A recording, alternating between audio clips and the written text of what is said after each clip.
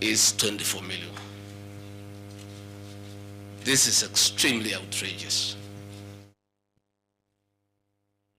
Honorable Mutuse goes ahead to give properties that he alleges are owned by one Rigathi Gachagua. I trust he was just given a document to sign. Had he taken some bit of time to do some research, he would not embarrass himself in the National Assembly. James Derito Gachagua was the governor of Nyeri and died in London on the 24th of February 2017, and yours truly, Rigathi Gachagua, was by his bedside. Prior to his death, 3 or 4 weeks before, in privacy, he wrote his will and appointed Rigathi Gachagua as an executor of that will, jointly with Mwai Madenge, his close time buddy, who is a quantity surveyor, and celebrated lawyer Njoroge Regeru. The three of us were tasked to manage his estate. In the will, you'll be given a copy. He did put his properties and assets and cash and anything that he owned in his world. And among the things that he did put was the Olive Garden Hotel, Vipingo Beach Resort, the Queen's Gate apartment, and Langata high-rise flats. It is these 4 properties that the Honorable Mutuse alleges in the National Assembly that Rigathi Gachagua has acquired them after becoming Deputy President in 2022, when Derito Gachagua died in 2017. It is the most embarrassing allegation a member of parliament can table before the National Assembly. Those properties were constructed and were in operation when the late Gachagua was alive. I take this opportunity to ask for forgiveness to my late brother, James Derito Gachagua, that today, as your younger brother defends himself, he'll defile your privacy by distributing your will that you wrote in privacy. That your properties that you worked so hard for many years to benefit your wives and children are now a subject of discussion and are alleged to be proceeds of corruption. How unfair, how cruel can you be to a dead man?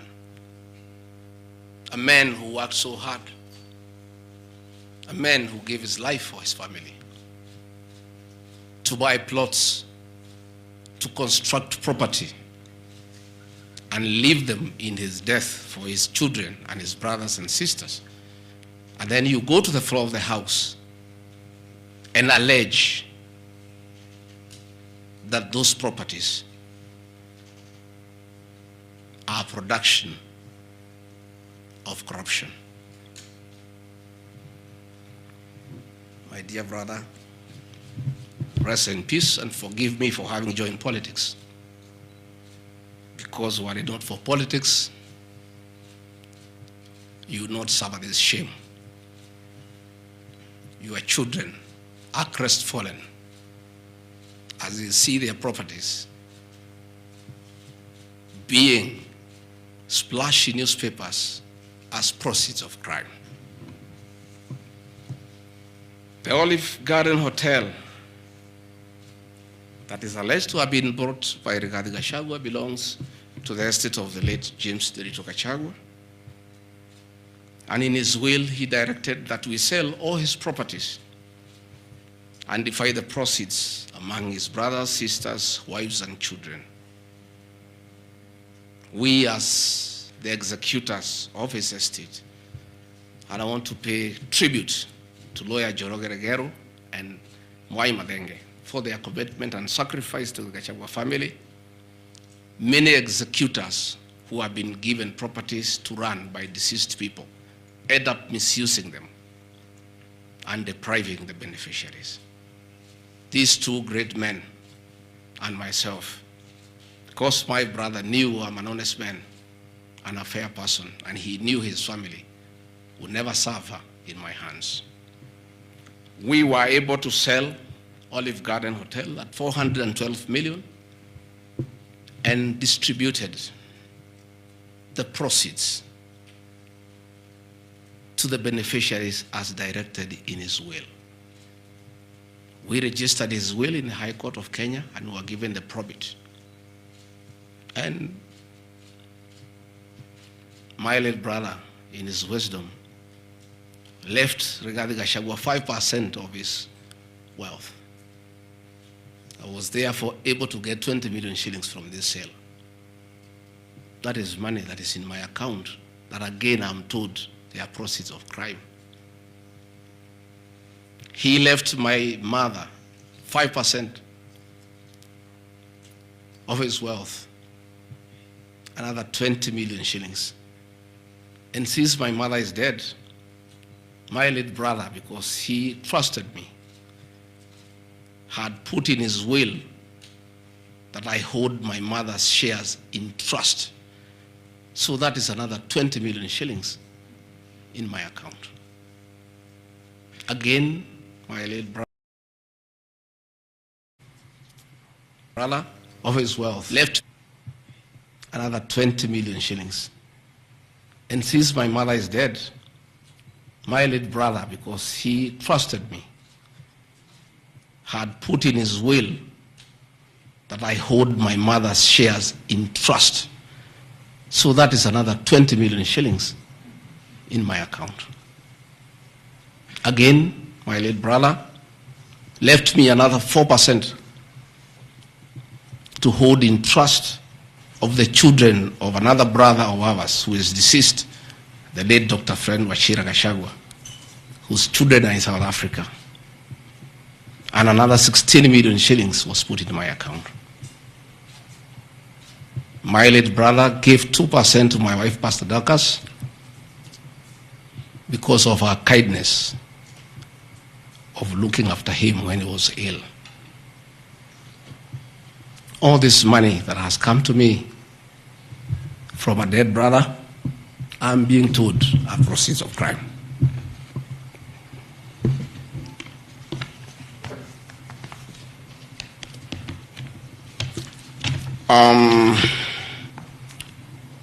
Queen's Gate Service Apartments, another property belonging to the late Gachagua, is another property that I'm told I've bought as when I'm deputy president. That is why I have 5.2 billion worth of money. And this property, again, we sold the Cooperative Bank of Kenya, the staff retirement benefits for nearly 600 million.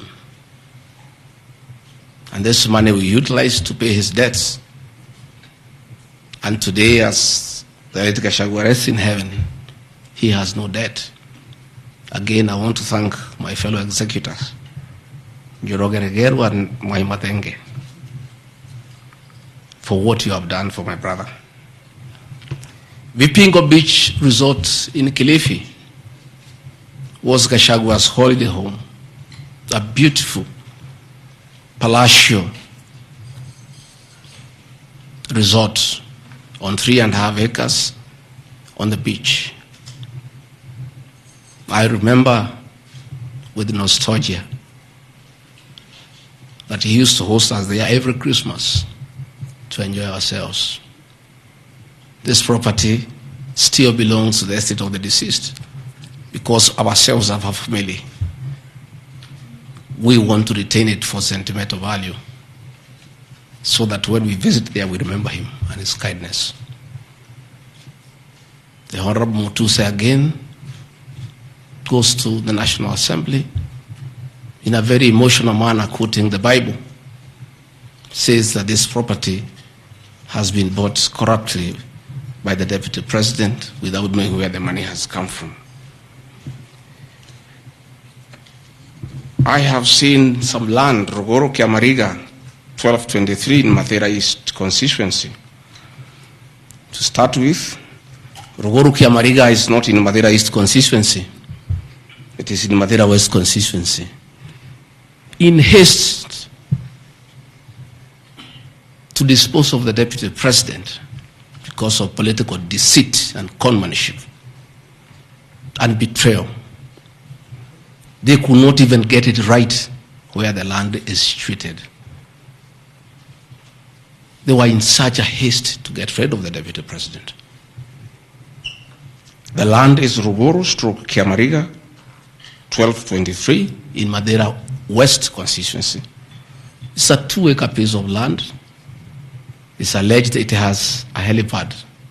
It's a lie. The land is 2 kilometers from my rural home.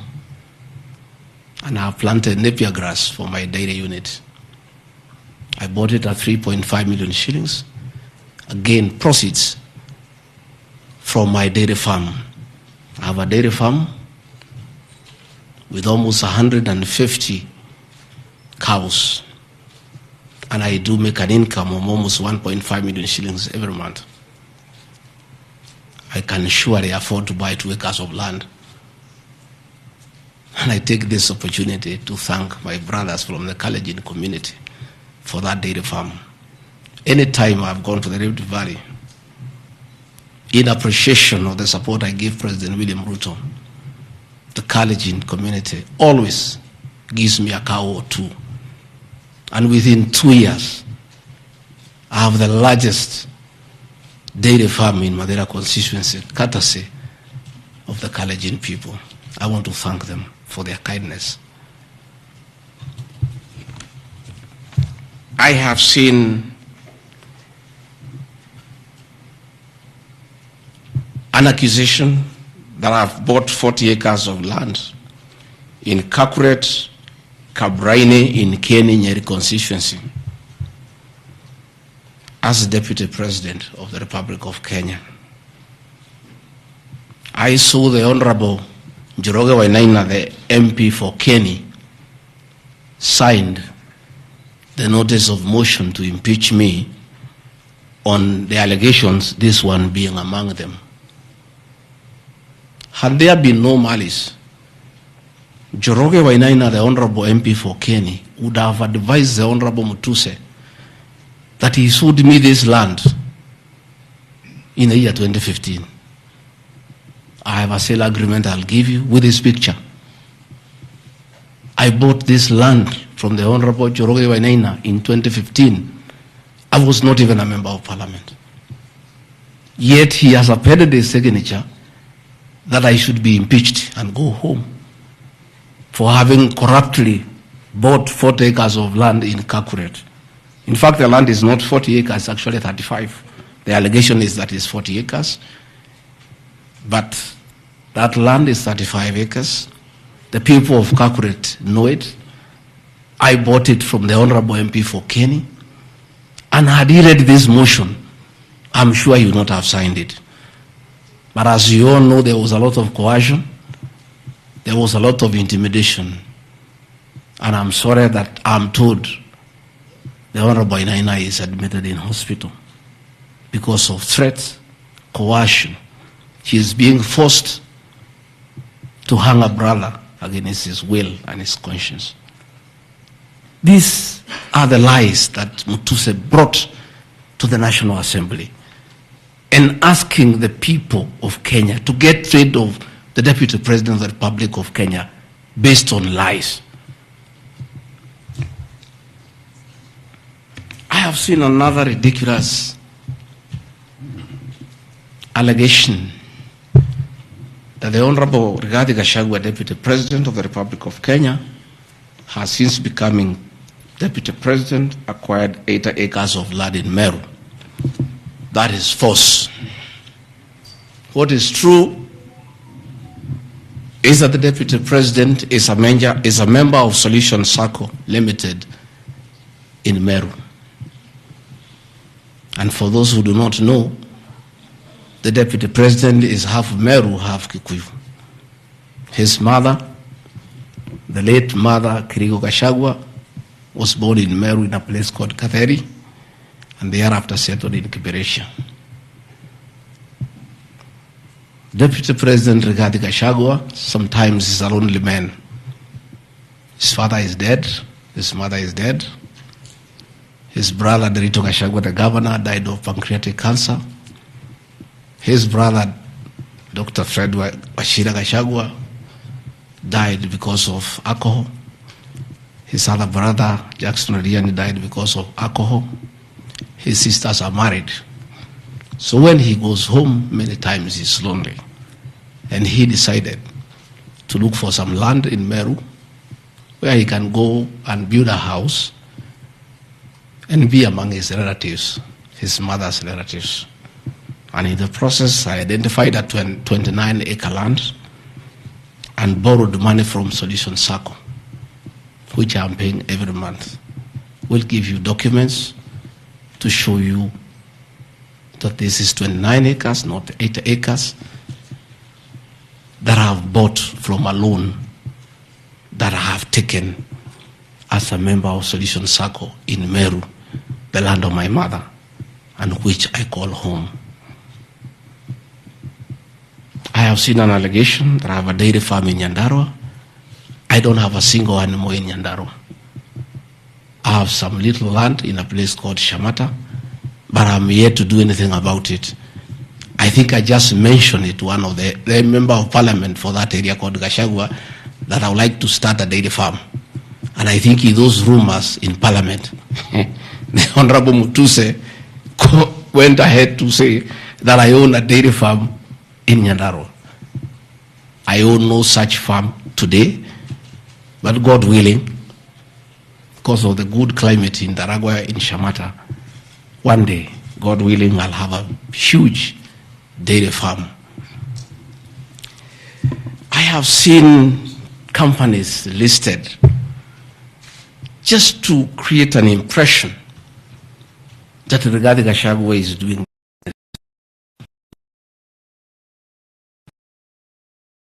No, 13 years ago, 10 years, that Rigathi Gachagua was a businessman before he became a politician. And he had a life, and that life is part of his history. So getting companies that were associated with him 15 years ago, 13 years ago, 10 years ago, and publishing them, it's just being mischievous. My life did not start as deputy president. I left university in 1989 and served the public for 15 years, up to the year 2002. I left for the private sector for another 15 years. In those 15 years, I was a very astute businessman. And luckily for me, maybe of you are not that lucky, it was during the Kibaki era when things were working. The economy was strong, business environment was right, and there was room to make money. And I made money that time. Those are old companies, and they are not trading. And when I became deputy president, a few companies that own properties, I transferred to my children, and I told them to continue doing business and not to do business with the government because I don't want conflict of interest. I want to confirm to the people of Kenya tonight that no company owned by my children has ever done business with the government, and I'm demanding for proof from the Honorable Mutuse or anybody else linking the Rigathi Gachagua family with business deals with the Kenya government. I agreed with my children that they do business with the private sector, do farming, and run the family business that I bequeathed them. These companies are all listed. And just for clarity, because I don't think they are worth a reply. because there is nothing about them. Regarding Gachagua Foundation, as a member of parliament, I was educating orphans, I was educating children of single mothers, I was educating children of PWDs, and their education needed to continue, and I don't have the benefit of CDF money. So I started a foundation, the Rigathi Gachagua Foundation, to continue doing the work of charity. I have seen my foundation here. The Honorable Mutuse has not said what crime the Deputy President has done by having a foundation that is non-profit making. For the purposes of clarity, I'll give you the bank statement for this foundation. I have only received a total of 12 million shillings from well-wishers, which have educated children, have educated students at Pwani University, and other vulnerable people. Dorcas Rigathi Gachagua Foundation, this is just an attempt to bring my family into mud.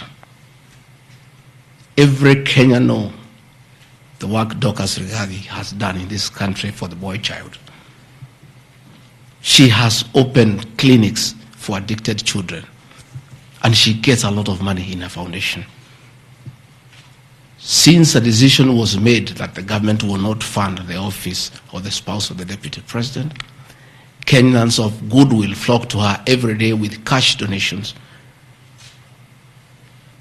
with material donations, for her to continue with a very good program she's doing of rehabilitating children in Kilifi, in Mombasa, in Nyandarua, in Laikipia, in Nairobi, and her work is well documented. I am yet to see from the mover of this motion what crime the Dorcas Rigathi Gachagua Foundation has done. There is no allegation, there is no evidence, there is nothing. Against Rigathi Gachagua Foundation, there is nothing. Spiritway Limited is a company registered by Dorcas Rigathi that does work with church ministries. This ministry has not traded, does not even have a bank account. It's some strong women of God who have come together to create a company around their issues to preach the gospel. The mover of this motion has not indicated at all what crime this company has committed, other than dragging the name of my wife into mud in the National Assembly. Calvary Creed International Limited, as the name suggests, is a company founded by my wife in 2015, long before I became Deputy President. Again, on evangelism and activities to do with the Church of Christ. I have not seen a single allegation against this company. Mothers of the Lord Limited. Again, this is a company incorporated by my wife, Pastor Dorcas, in 2021 with our friends. It has never traded. It does not even have a bank account. The Anani Collective. This is a business name registered by my son, Dr. Keith Rigathi, in 2021 before I came into office. And I've asked him, and he has told me the ideas he had, they have not yet come to fruition. So the company is dormant. I am yet to see a single allegation against this company by this young man. Gradpass Apartments Limited is a company that the executors of the late Gachagua put together to manage Langata View Apartments. The late Gachagua left 80 apartments for his children in Langata and asked us to sell and distribute the proceeds to the wives, the children, and the brothers in a formula that he gave. In a family meeting that I chaired, we agreed as a family that we should not sell the flats.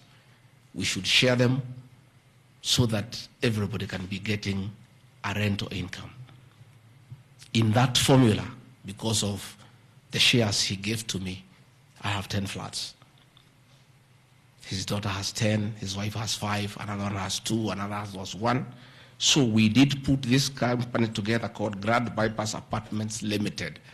This is a company that will be managing those flats on behalf of the beneficiaries of the estate of the late Gachagua.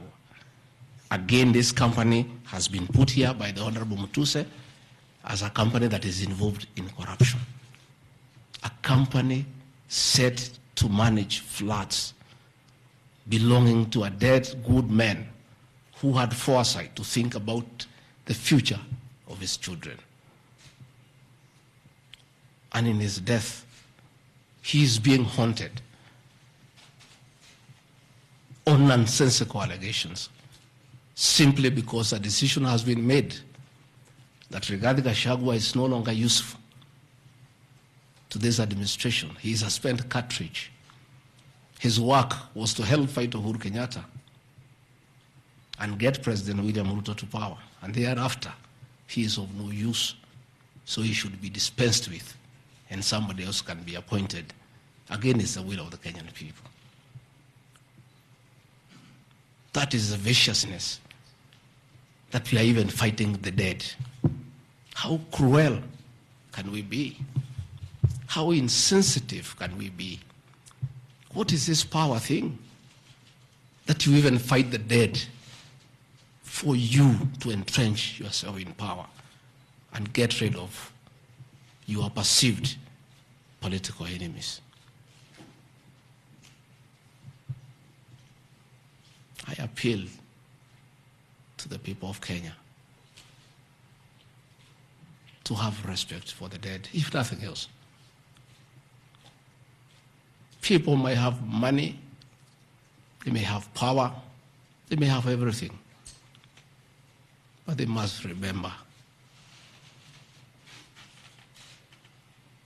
that it is very respectful to respect the dead.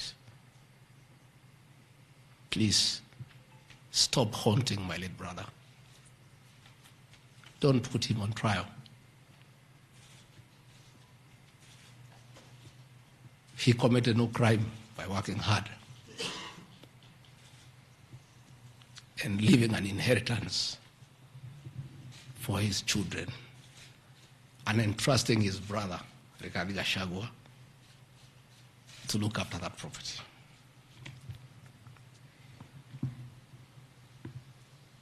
Fortis Viz Group Limited is a company incorporated in 2023 by my son Kevin and Dr. Keith. Again, some two very enterprising young men. This company has not even taken off. They are still figuring out what business they can do. And before they can even settle down, their father is under siege. So they have to come here every day to keep me company and find out what is not happening. This company has not even started. These are young people, children. Why do you want to destroy their future? By putting their names in the press with negativity because you want to destroy their father. These are innocent boys who have decided to invest in their own country. Why do you want to destroy them? You can destroy Rigathi Gachagua, fair enough, he has led for 59 years. But these boys, hardly 30 years. Why do you want to destroy them? I founded this company in the year 2008. It has not done business for the last 10 years.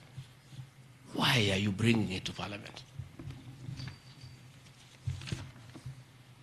Rido Furniture Mart Limited, I founded this company with my wife, Pastor Dorcas, in the year 1999. We used to sell furniture at the roundabout at Bomas on your way to Rongai. And we built this company from scratch. And it's been in existence for years.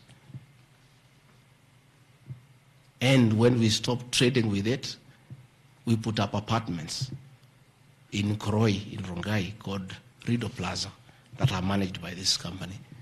We collect rent. We have, I think, 40, 50 flats there, and pay tax every month. What wrong has Rido Furniture Mart done? Rido Plaza was constructed in 2012, 10 years before Gachagua became deputy president. Even if you want to kill his man and make sure he's totally destroyed, why don't you pursue him for the 2 years he has been in office?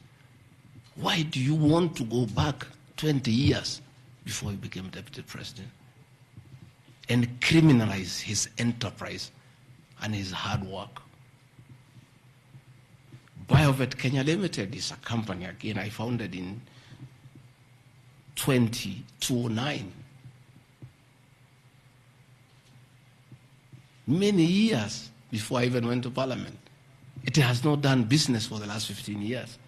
Not a single shred of evidence that this company has done wrong. It's not there. Murani Manufacturers Limited. It's a company that is founded by a character from our village and sold some shares to my wife and my children and interested them in manufacturing feeds for pigs and for chicken. It never even took off. This company has never traded in government. It has not done any business. It is actually dormant. I'm told the account has only 132,000 shillings. And you want to set the Deputy President of the Republic of Kenya, a man elected by 7.2 million Kenya shillings, because his wife and children have some shares in a company that has 132,000 shillings. Surely. Delta Merchants Limited is a company I founded in 2009 during the Kibaki era. It has not done business for 15 years. We demand that you say what this company has done. Wamunyoro Investments Limited is a company named after my village in Wamunyoro, which I founded in the year 2001 as a construction company. This company owns a lot of property that I bought in those years when the economy of this country was on sound footing. Since I became deputy president, we ceased all activities of this company. It has not done a single transaction with anybody. The company is dormant, but it owns property. Those properties were bought and acquired long before I became deputy president.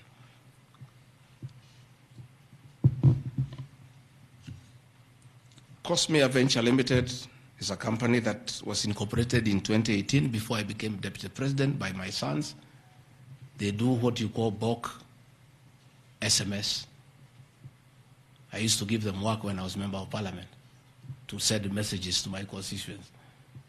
I think they were charging me 30 cents per SMS. Some young, enterprising young people. Company 2018, it doesn't do business with government. It is not accused of any wrongdoing by anybody, anywhere. It's just putting the name there. Royal Crimson Ventures Limited, again incorporated in 2018 by my children to do their little business. No allegation of any wrongdoing has been annexed to the motion. Kurito Properties Limited, again, this is a company that me and the co-executors put together for the purposes of managing the Vipingo Hotel. No details of any acquisition, any wrongdoing, nothing. Crystal Kenya Limited, this company I founded in 2009. And when I became deputy president, I gave out my shares to my children. When myself and my wife, we got out and asked them to continue doing business. My two children, like their father, very enterprising.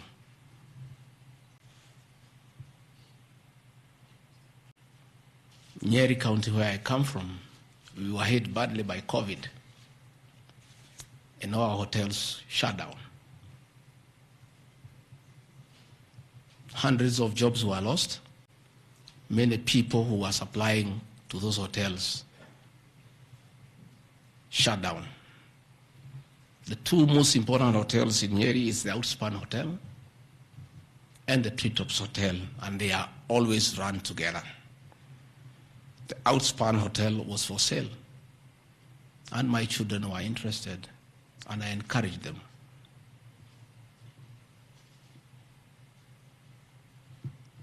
Treetops Hotel cannot be sold. It belongs to KWS. It's a government hotel. You can only lease. And the person who owned Outspan Hotel had also leased the Treetops Hotel. So my son acquired Outspan Hotel and got an assignment of the lease. So they don't own Treetops Hotel. It's on a lease from KWS to Aberdare Safari, then an easement to Crystal Kenya that is run by my children. I shouldn't be here talking about Crystal Kenya Limited and my children because they are not part of this proceeding. But they have no other forum to defend themselves, so I have to defend them. They are grown-ups. They should defend themselves, but they don't have the forum. They went to a bank and borrowed 600 million. The documents are there. And bought a hotel and bought the lease. And I publicly announced that my family has acquired the two hotels because there was nothing to hide.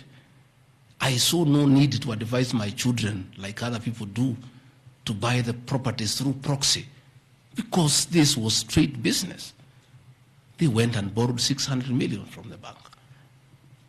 And they were given 1 year moratorium, which is not over, to do the renovations and all that and open the facility. But I want to thank my son, Dr. Keith Regadi. He worked very hard. And I think last month or so, I was at the Treetops with the British High Commissioner to open the Treetops. The Treetops is so important to the people of Nyeri and the Aberdare ecosystem. It is in the Treetops Hotel that Princess Elizabeth slept as a princess and woke up as a queen. And when that facility was shut down, it was very devastating to the people of Nyeri and the Aberdare ecosystem. So when the people of Nyeri heard that the son of the deputy president is interested in leasing that facility from KWS and reopen it, there was joy and ululation in the Aberdares. Since this hotel opened, 45 Kenyans are back to work. The mama mboga we talked about during our campaign are supplying vegetables to that hotel. The local butchers are supplying meat to that hotel. The traditional Moboko dancers come every weekend to entertain the tourists and get some payment.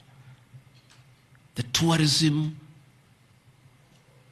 circuit of the Aberdare is back because of these two young men who are now being demonized as crooks, as criminals, who should not invest in their own motherland because they are the sons of the deputy president. The deputy president of the Republic of Kenya spends a lot of time in one of his functions that he has been given by the president to coordinate development partners and look for investors. Why should the deputy president go to look for foreign investors when his own children can invest at home? Children of many other people I know hide their money in Dubai and Cayman Islands. They don't want to invest here. What crime have the children of the deputy president of the Republic of Kenya committed by borrowing money from a bank to buy a hotel and spur tourism, create employment, and spur business within the local environment? These boys are so demoralized, asking me, Dad, why didn't you advise us that it's a crime to be your children? That we have no life of our own? That we shouldn't invest in our own country? And if we dare to invest,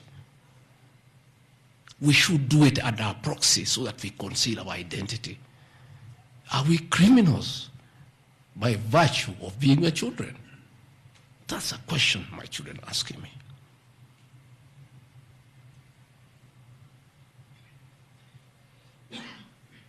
What crime can children of Kenya commit to borrow money from a bank and start an enterprise and employ people and spur tourism? How unfair can a country be to its young population to condemn them for being enterprising? I'm being told by the National Assembly that I need to be impeached from office because my children have dared to borrow money, buy property in their name and invest in their own country. And for that, their father should be sent home. I want to conclude by Karadi Farm Limited. This is a farm I founded in 2001 with my wife, Pastor Dorcas. And it runs our farms. It runs our dairy farm in Nyeri that is doing very well. I'm making $1 million shillings also every month. And I sell calves, and it's doing very well. And my farm now has become a model farm for the local farmers. We are doing chicken, we are doing rabbits, we are doing sheep. Again, nobody has told me what crime has Karandi Farm committed. Technical Supplies and Services Kenya Limited, a company I founded in 2001. I did business during the Kibaki era.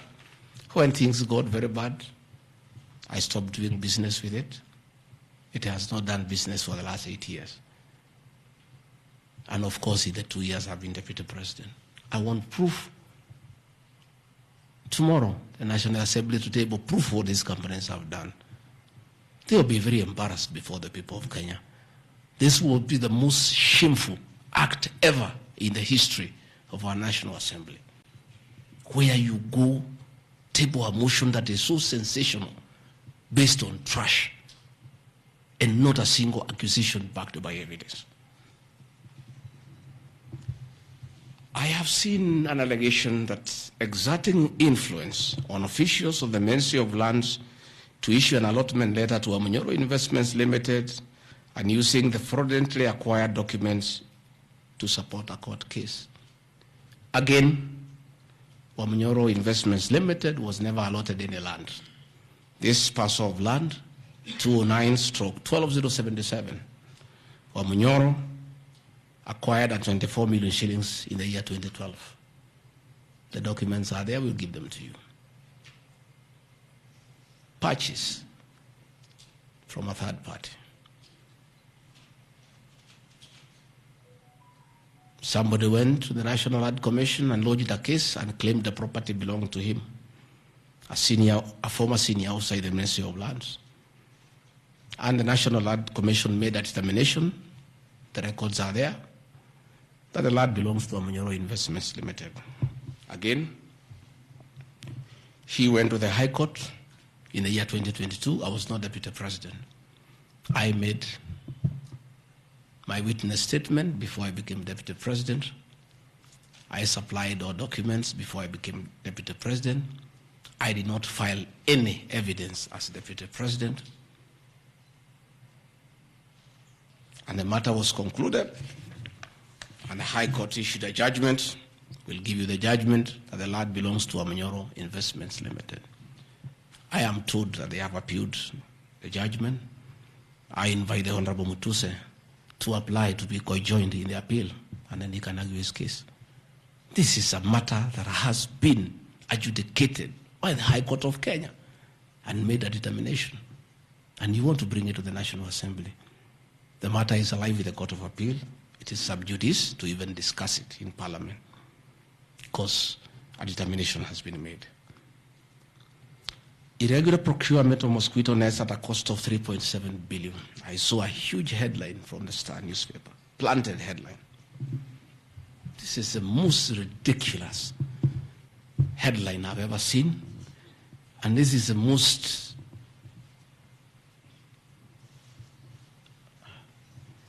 I lack a proper word, and I don't want to speak in Kikuyu.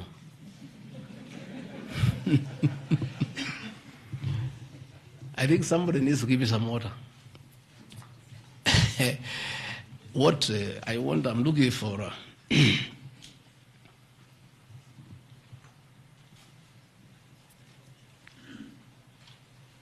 I have seen that allegation. I want to respond as follows. One,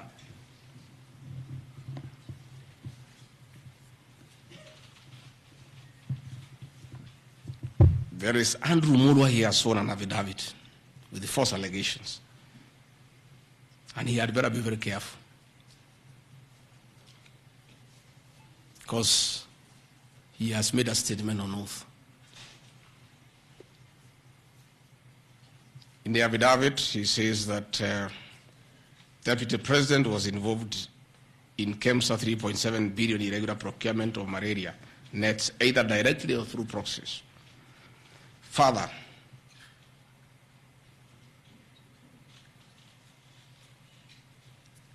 Shobika Impex Limited is an international company,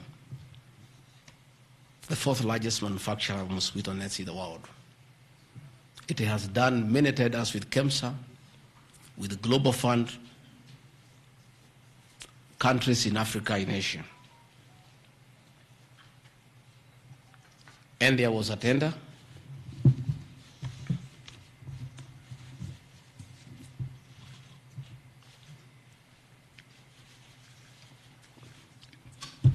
There was a tender funded by Global Fund through KEMSA, and it was an international tender for manufacturers. The company owned by my son Christo Kenya Limited are not manufacturers, and they did not participate in any way in the tender. In any way.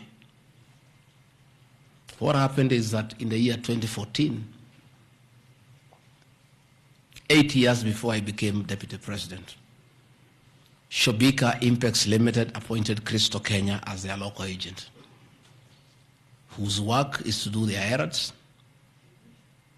and follow their supplies at the ports of entry. Christo Kenya did not participate in this tender.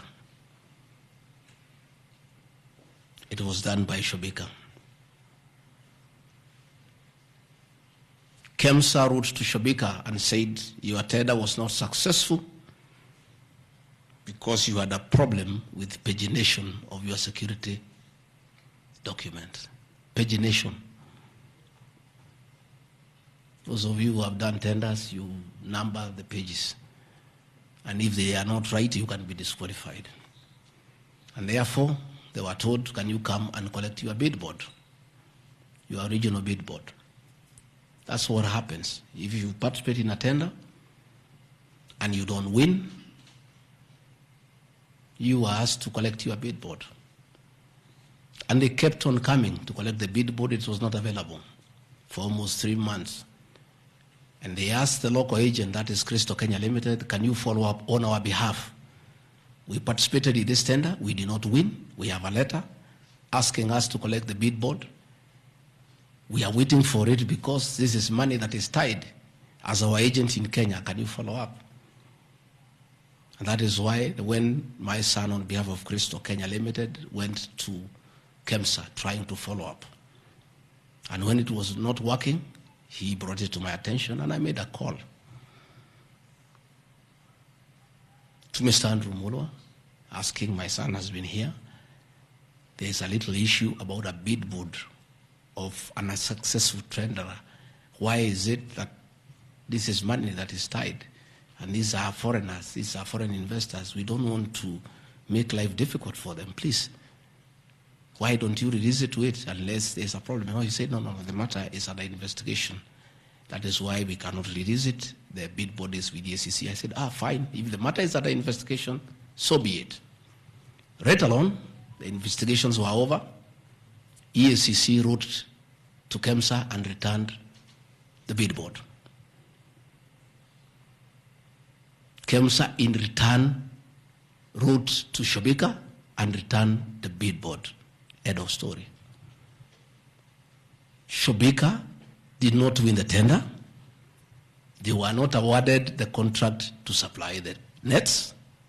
No nets were supplied by Shobika. No public funds were lost. And we are told by Deputy President asking why a bid board to a tenderer who has failed to win cannot be returned. He endangered the lives of the people of Kenya. That is how absurd the allegation is. There is no evidence that the company with my son participated in the tender. They did not participate. There is no evidence that the Deputy President interfered with the tender. The only crime is that urging so that we don't frustrate foreign investors. If they were not successful, why are you keeping their tender security? You need to give it to them. And it was a lot of money. I think it was 500 million or something like that. So I want to say these are very ridiculous. And I take great exception to the headline by the Star. Please, we'll give you the documents. Tell us, where was the Deputy President involved in that tender? This is a tender that never was. And for the record, to show that this tender had no problem, after the investigations, during the investigations, the CEO, Terry Ramathani, was suspended to allow investigations as it should be. And Mulwa became the CEO. Mulwa was not there during the tendering. He came after the tender had been annulled. And he was dealing with the aftermath of the annulment of the tender, that is returning the bid boards, sending document to ACC. After investigations by ACC and the Senate were concluded, Terry Ramadhani was appointed by President William Ruto as the Deputy High Commissioner to India. That tells you, because when those appointments are made, the head of public service writes to ACC, DCI on issues of integrity. Terry was cleared, which means there was no scandal. And again, and most important, no public funds were lost, no nets were supplied. Therefore, this is another fishing expedition to just justify the 5.2 billion. I think that is why they were putting the 3.7 billion to make the maths to add up. You know, when you want to talk big figures, you must look for 3.7, 600 and all that. Even all these things I have read here, if you take your phones, we are nowhere even, we have not reached 2 billion. Because Olive Garden, 400 million.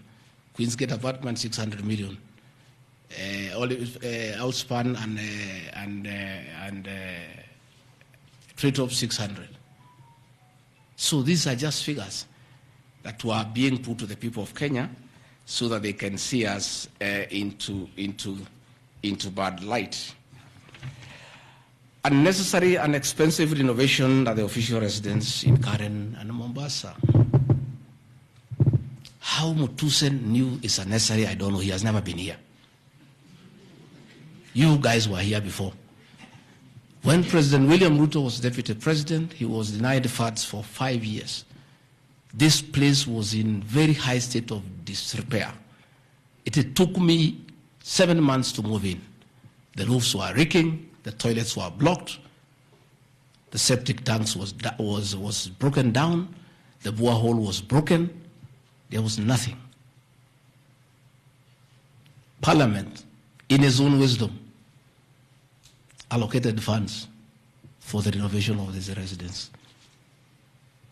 As a deputy president, I have nothing to do with public expenditure.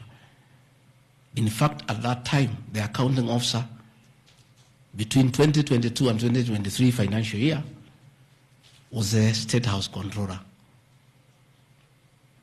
Procurement was done, tender was awarded, and the renovations were done. As and you can see, the place looks good. There was need to dignify the office of the Deputy President because he has a function of coordinating development partners. Ambassadors and high commissioners and all sorts of international visitors are always here.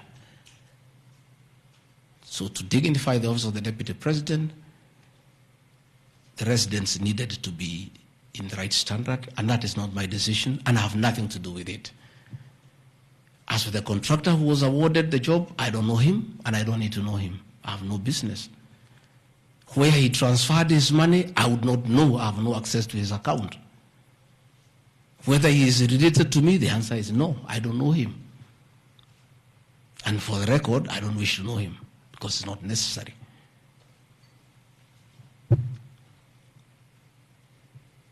Government expenditure is audited every year by the Auditor General. Since this office was under the executive office of the Deputy President for that financial year, the Auditor General did her inspection and gave us a clean bill of health. The renovations that were done were not highlighted with having any audit query. If the Honorable Mutuse had taken his time to look at the Auditor General's report, he would not have brought this baseless accusation. And even if there was an accusation, it should be directed to the accounting officer, who is the State House Controller, not me. I don't deal with procurement. I don't deal with financial management. I don't deal with anything to do with public finances. But since the matter has been raised, I have to answer to it. I have looked at the Auditor General's report, clean. I have looked at the contract, it's signed by the Controller of State House. As to the work, that I can attest, they did a very good job. And this residence has been dignified. The same with the residence in Mombasa. You know, the residence in Mombasa is where President William Ruto and his wife, Mama Rachel, were chased away, and the house allocated to the regional commissioner. And on assuming office, I took up the residence. It was in state of disrepair. Again, it was renovated. It's a good place. And I normally go there when I go to Mombasa. And it makes a lot of sense because before the renovation of that residence, anytime I went to Mombasa, I normally have a huge delegation of security people, hospitality, and all that goes with the office, not really me. The bills were very expensive. It makes a lot of sense to have an official residence for the Deputy President in Mombasa so that when he is there, you cut down on public expenditure.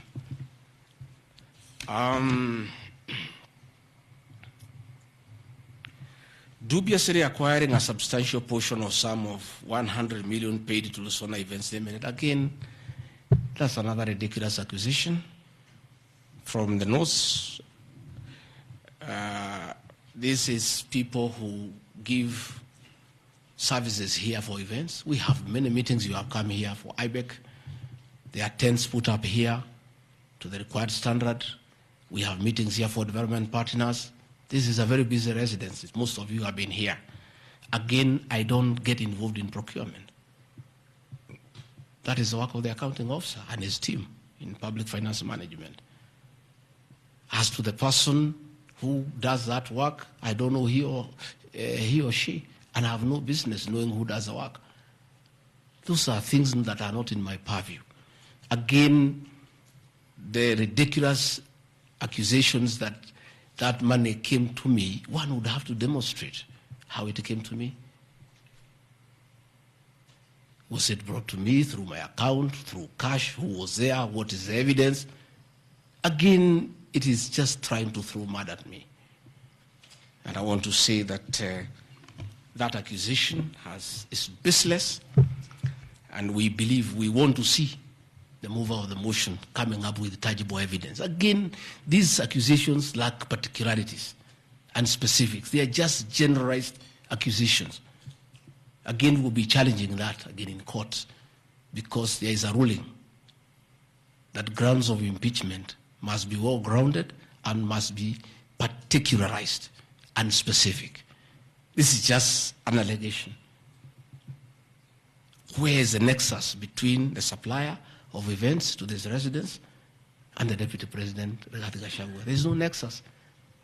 I don't know the person. I don't know the company. I'm not involved in the procurement. I don't even know how it is procured.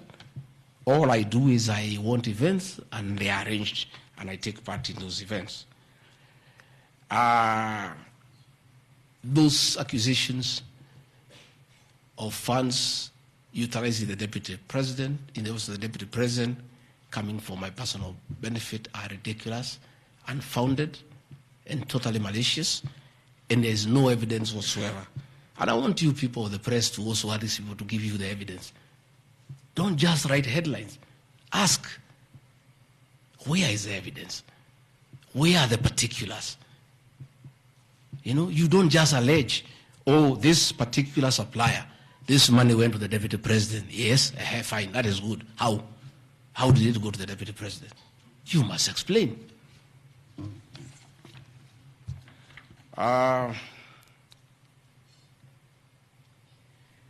Alleged sensational but false allegations against Lady Justice Esther Minor. It is alleged that the special notice of motion at ground 4 had a gross violation of the Constitution, that I publicly attacked the Lady Justice Esther Minor and forcibly threatened to bring action against her. I did not threaten to bring any action against Justice Minor. I did bring action against her. I was just informing the public because I'm a public officer and I have freedom of speech. I have filed petition before the Judicial Service Commission against Justice Esther Minor in issues I felt I did not get proper justice. So I did not threaten her. I did what the law says. If you are not happy with the conduct of a judge, you file a petition before the Judicial Service Commission, which I have done. Again, I don't want to delve before the matters because it is against sub judice. But that I have done, so I cannot be threatened. I cannot be said to threaten her. And again, I have a right as a leader, as a Kenyan, to say what I'm doing. And I did say publicly that I will bring a petition against her, and I have done it. And the evidence is there. You see it. We have filed a petition, and we are waiting for it to be concluded.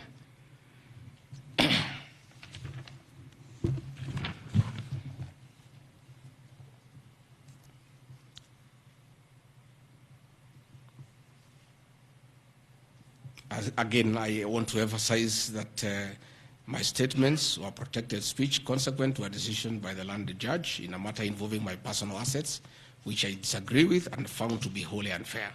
The matter having been concluded at that stage, my criticism of the decision was not sub judice, nor in any other manner prohibited by law.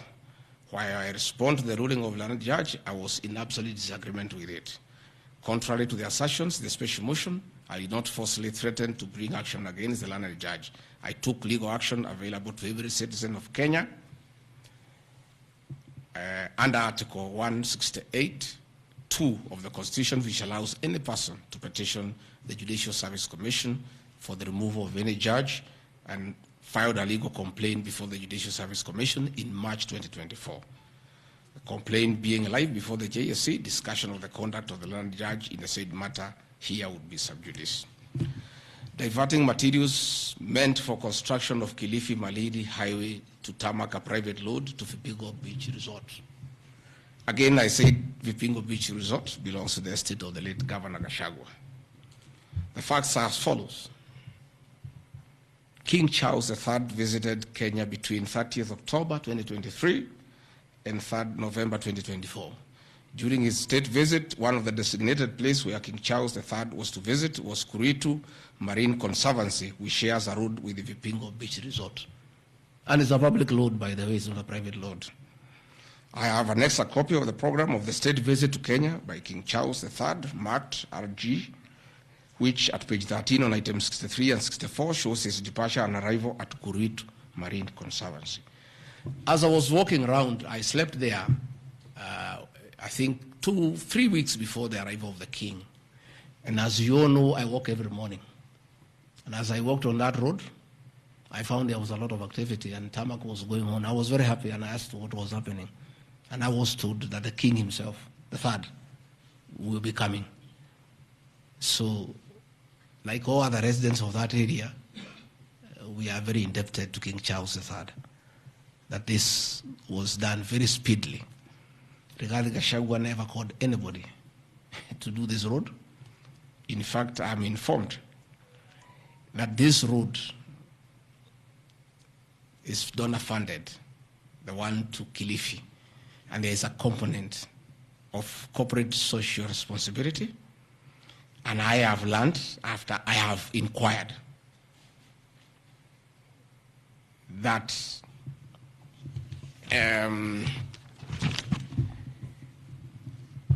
these people of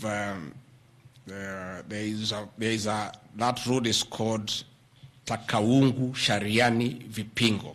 It's off the main road, and I am made to understand that Kuritu Marine Conservancy, Vipingo Secondary School, Shariani Primary School, among other stakeholders, including a public market, applied to Kenha to be considered for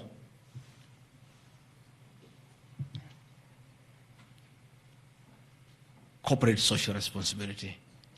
And I think the issue of the king hastened that request.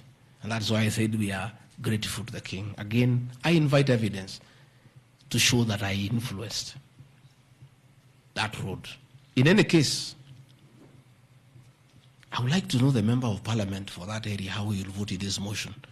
He should be a very happy man. If Deputy President Rigathi Gachagua occasioned a tarmac road to be done in his constituency, he should vote for me. But I didn't. And when I went there, that Shariani market, people are very happy with that road because I walk there in the morning when I sleep there. People are very happy with that road. The secondary school there, the boys and girls are very happy. The primary schools are there. And again, contrary to the assertion by the Honorable Mutuse, it's not a private road, it's a public road. And it is serving many people, a primary school, a secondary school, a market, and a whole community, including the family of the estate of the late Governor Gachagua. We are just beneficiaries of good deeds by our government that were hastened by the arrival of His Majesty the King III. Undermining the President and the Cabinet by allegedly making contradictory public statements from the position taken by Cabinet regarding the evacuation of the people residing along Nairobi River. To start with, for the record, President William Ruto has never complained to me that I have undermined him. If he has told that to Honorable Mutuse, I would like to know that he has complained to Honorable Mutuse that his deputy has undermined him. Article 147 of the Constitution provides the Deputy President shall be the principal assistant to the President and shall deputize for the President in the execution of the President's functions. Article 28, which states that every person has inherent dignity and the right to have that dignity respected and protected. Article 29C, which states that every person has the right to freedom and security of the person, which includes the right not to be subjected to any form of violence from either public or private sources. Section 152G1 of the Land Act, which states that notwithstanding any provisions to the contrary in this act or in any other written law, all eviction shall be carried out in strict accordance with the following procedures. A, be preceded by proper identification of those taking part in the eviction or demolitions. B, be preceded by the presentation of the formal authorizations for the action. C, where groups of people are involved, government officials or their representatives to be present during an eviction.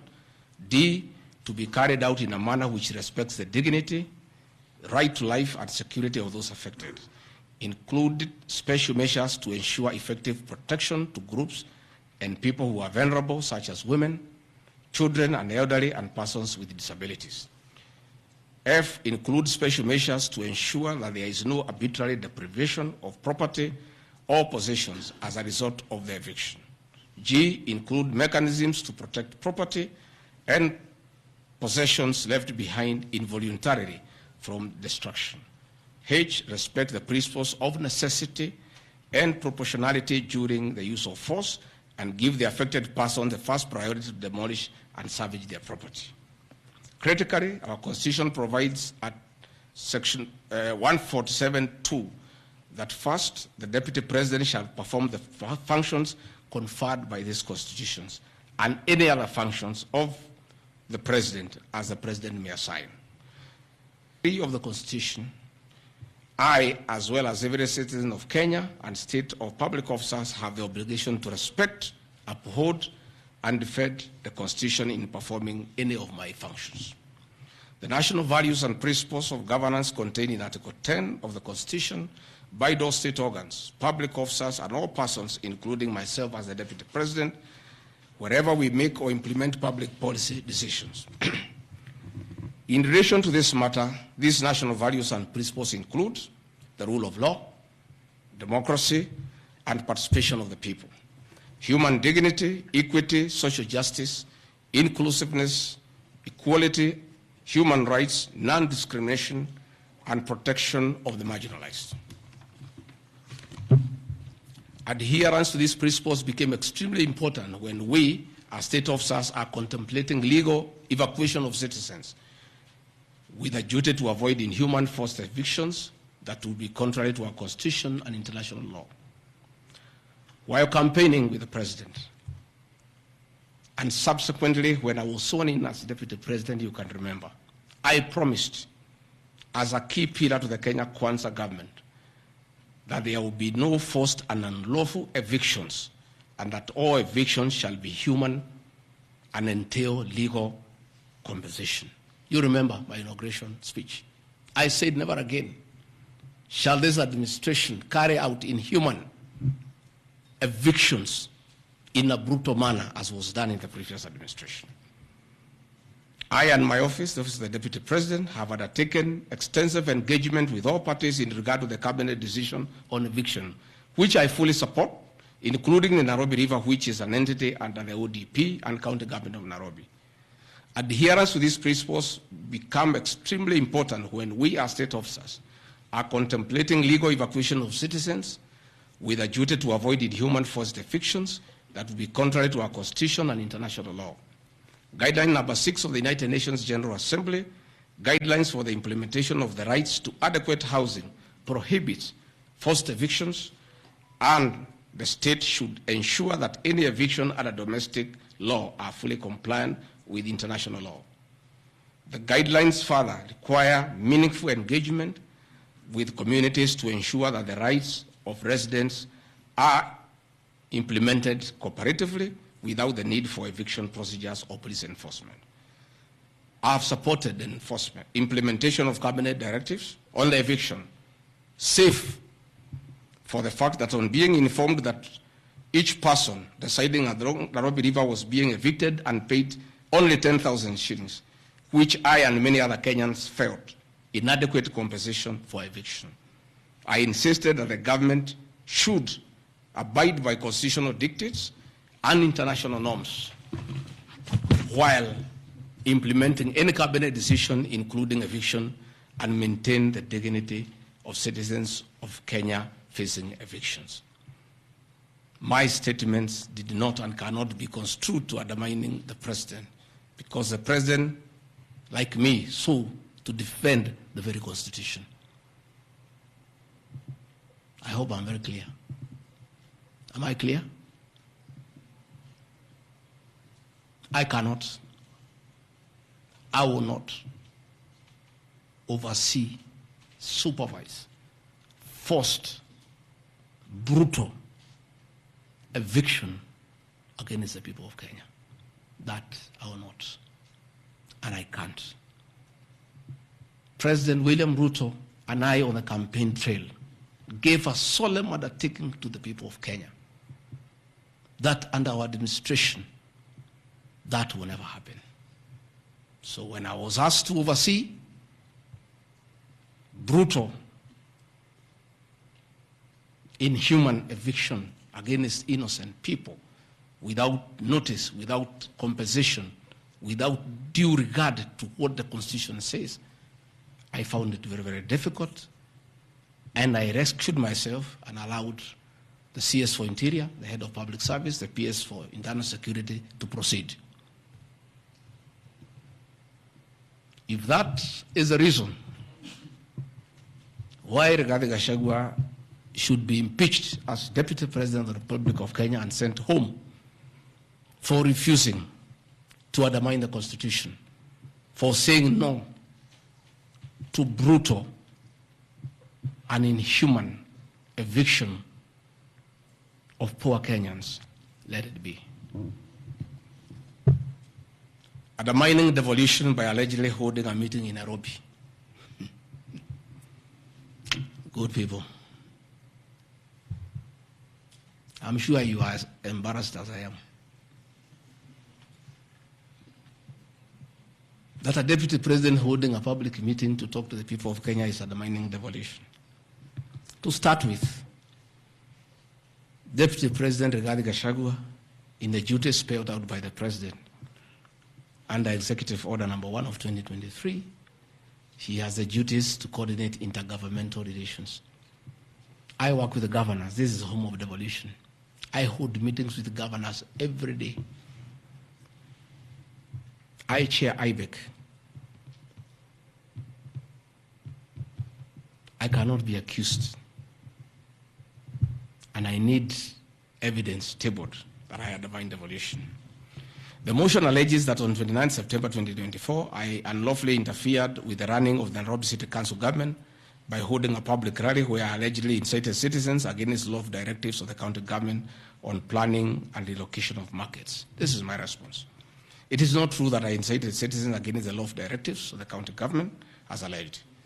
I wish to clarify and point out that when I held the public rally, I merely requested the governor of Nairobi County to speak and listen to grievances which were being raised by the market traders. Videos will be produced tomorrow in the National Assembly. I, Rigathi Gachagua, asking Governor Sakaja to take time to listen to the people and listen to their grievances. The traders had sought me out to intervene and request the governor on their behalf to dialogue with them and seek a solution to their grievances with regard to the relocation of markets. Had the governor listened to these traders, they would have had no business coming looking for me. All I was saying is listen to the people. Before you relocate them, have public participation. Most of those traders have lived in Wakulima market for 40 years.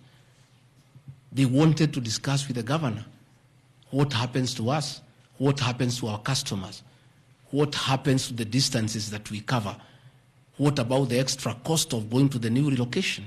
And I think the traders were right. Requesting a meeting with an elected leader is their right. And when they requested me to go and meet them, because they were desperate and they needed somebody to hear to them, I did go and speak to them. Again, this motion alleges that on 20 September 2024, I unlawfully interfered with the running of the Nairobi City Council by inciting citizens against law directives of the county government. The leadership of Nairobi business traders approached me sometime in March 2024 at my official residence to discuss multiple issues affecting business and requested engagement in the resolution and intervention on these issues adverse to business. Consequent to this meeting, I directed that short, medium, and long-term strategies be undertaken, coordinated by the Office of the Deputy President, to address the issues raised that are cross-cutting with agencies including KRA, Kenya Post Authority, Counterfeit Authority, Kenya Bureau of Standards, the National Police Service, Kenya Corporate Board, given that the violation is under the Office of the Deputy President. I was just doing my work. On 11th April 2024, the Small Traders and Government Agencies Technical Committee, coordinated by my office, held a meeting to discuss issues raised by the small traders, including Mudhurwa Market, attended by ODP staff in a supportive role in keeping with the draft framework of cooperation and engagement between government, Nairobi City County, and the Nairobi business traders. Subsequent to that meeting, a meeting on 24th April 2024 between Nairobi City Council and the Nairobi small traders and numerous others, the ODP on 22nd July 2024 invited His Excellency Johnson Sakaja, among other state officers, to a meeting at ODP. Officers scheduled for 22nd July 2024 to review the draft framework of the cooperation and engagement between the small traders and the government of Kenya. On 3rd September 2024, the ODP wrote to Governor Johnson Sakaja and all other stakeholders, submitting a final combined draft of the framework for review and feedback. After all the engagement between all the parties and the draft framework, Governor Sakaja decided to arbitrarily proceed with the relocation of Mudhurwa Market. That gave rise to the cry by the people. Meetings had been held, a framework had been agreed on. And as an elected leader, as Deputy President, I think going to listen to people who are in anguish, who are crying, is responsible leadership. The government that President William Ruto and I lead is a listening government. And going to listen to people cannot be an impeachable crime. I would like to know how members of parliament would want to send me home for going to listen to people who are crying that they need to be listened to. I would like to understand. Undermining devolution by allegedly holding meetings to fight alcohol.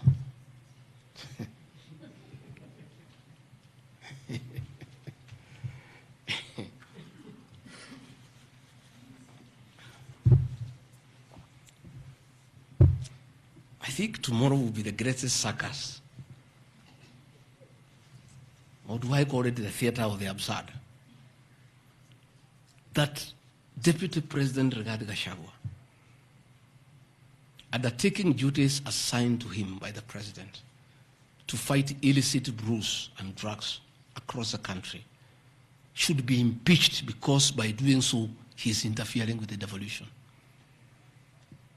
I held meetings in Nyeri, attended by Governor Kahiga, Governor Waiguru, Governor Irogo Kangata, Governor Wamatangi, Governor Kiari Badilisha. I held a meeting in Chuka, attended by governors of Embu, of Tharaka Nithi, of Meru. I attended a meeting in Mombasa, attended by governors of Kwale, a representative of the governor of Mombasa, the governor of Taita Taveta, a representative of the governor of Lamu, to discuss. I held a meeting in Nakuru, nearly with all governors present, and all of us jointly, under my chairmanship, the Ministry of Interior and Governors, we agreed on how to tackle the menace of illicit brews. And we have a good story to tell.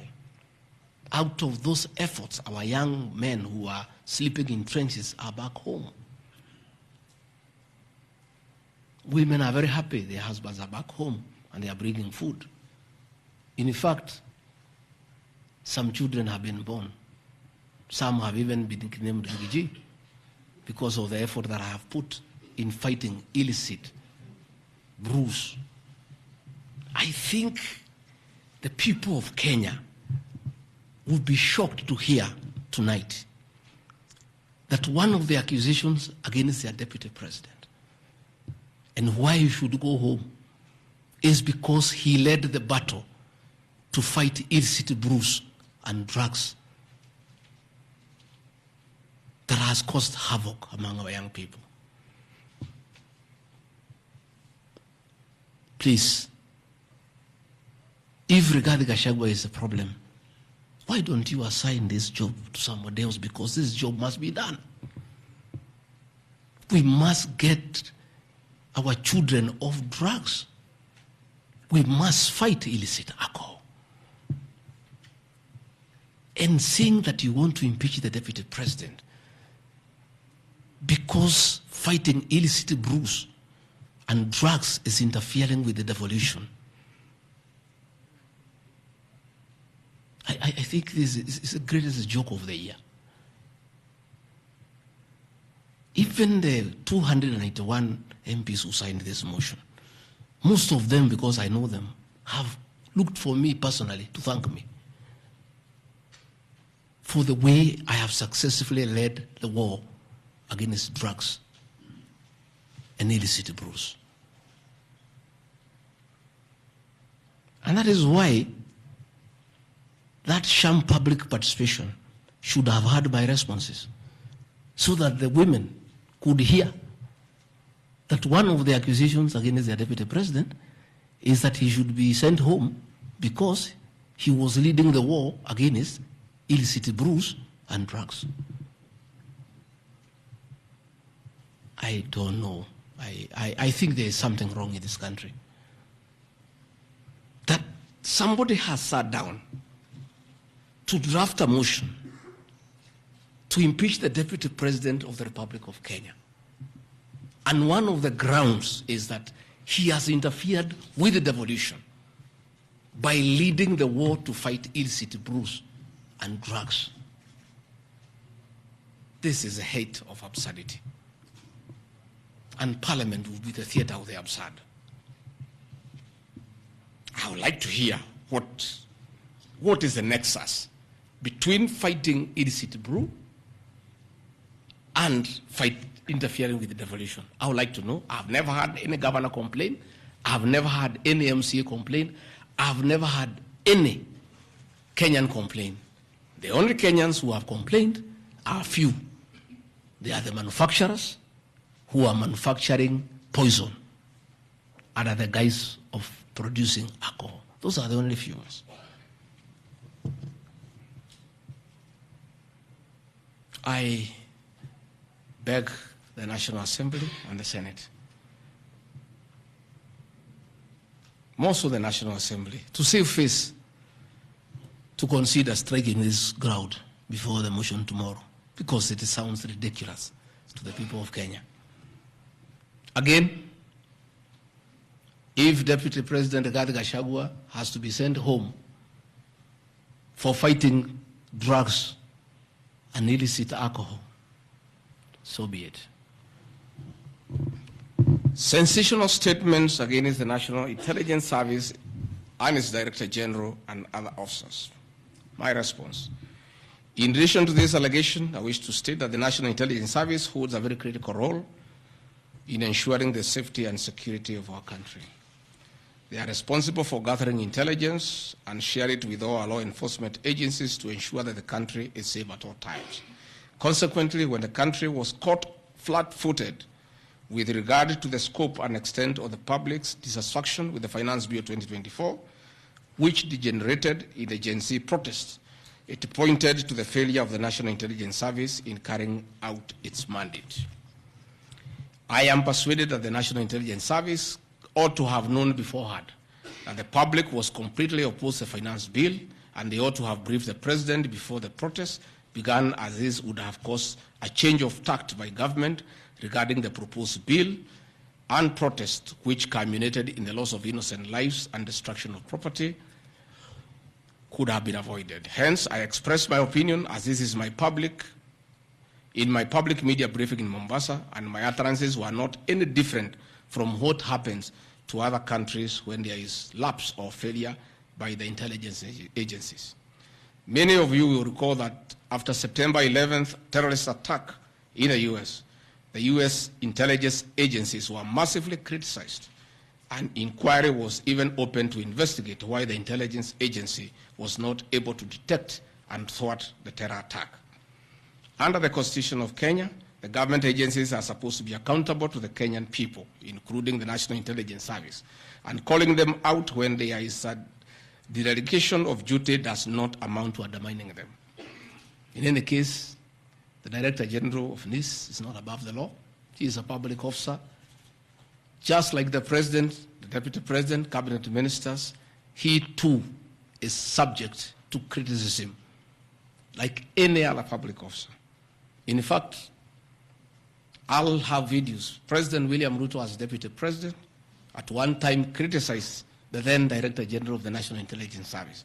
In another video, he heavily criticized the then Inspector General of Police for the performance.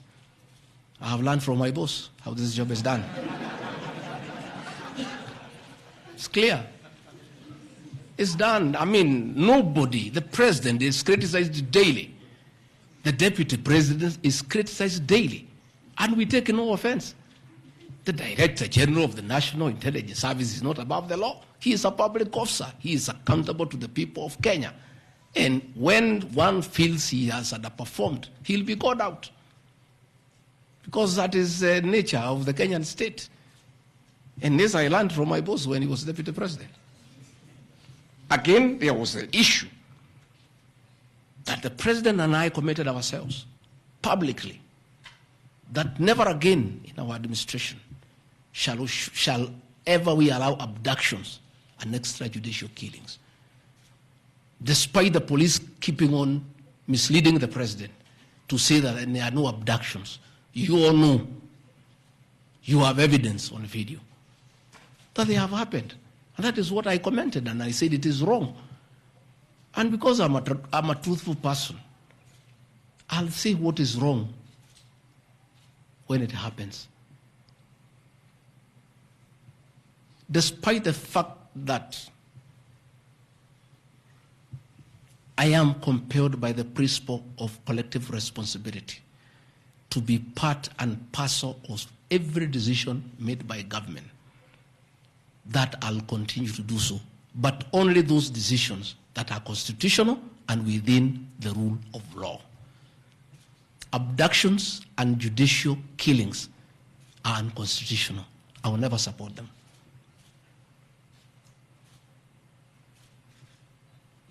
President William Ruto has been criticized left, right, and center. I have not seen him take anybody to court for criticizing him.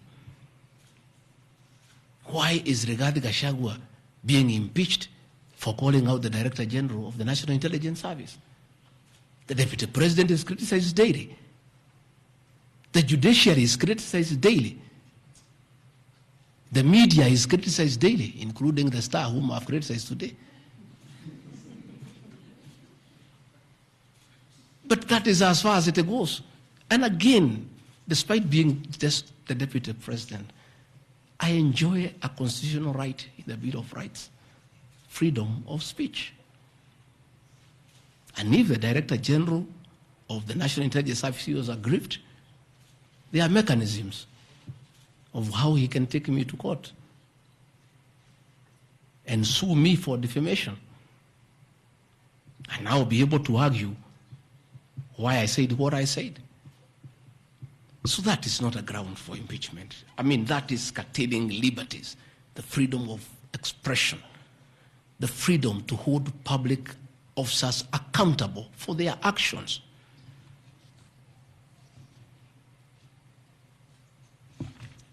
And I want to say finally,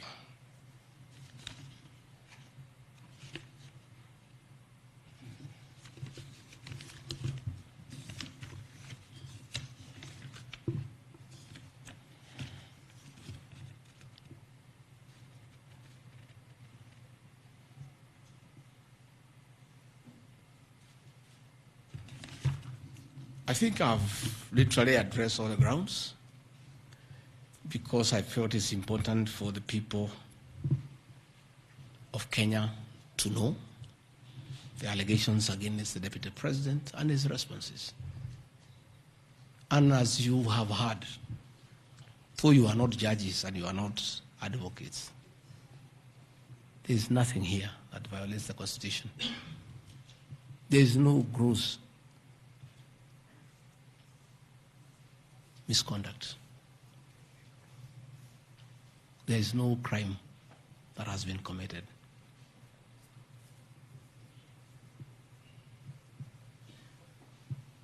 I'm innocent on all these charges, and I want to clarify my apology yesterday to the President did not in any way imply that I'm guilty of these charges. I'm not. I'm not. My statement was that if there is something I've done to the President that I don't know, that probably has upset him, I ask for his forgiveness. But that was in no way an admission of this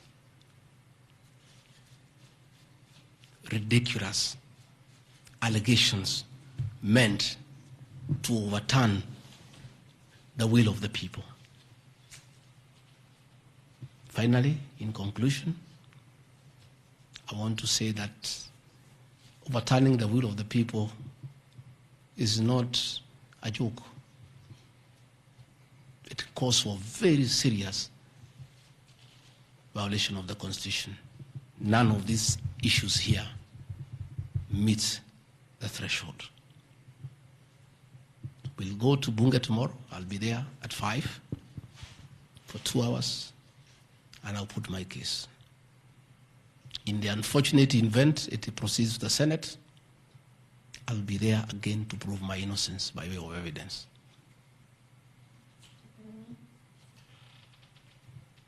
When I called this press conference, there was a lot of speculation that Rigathi Gachagua wants to resign.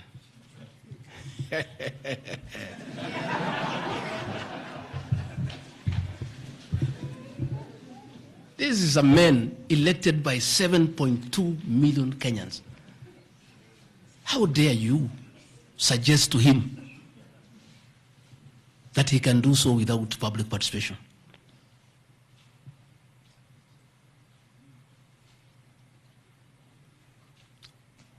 I have no intention whatsoever to resign from this job. I'll fight to the end. I have tremendous respect for our judiciary and the professional judges of the High Court, the Court of Appeal, and the Supreme Court.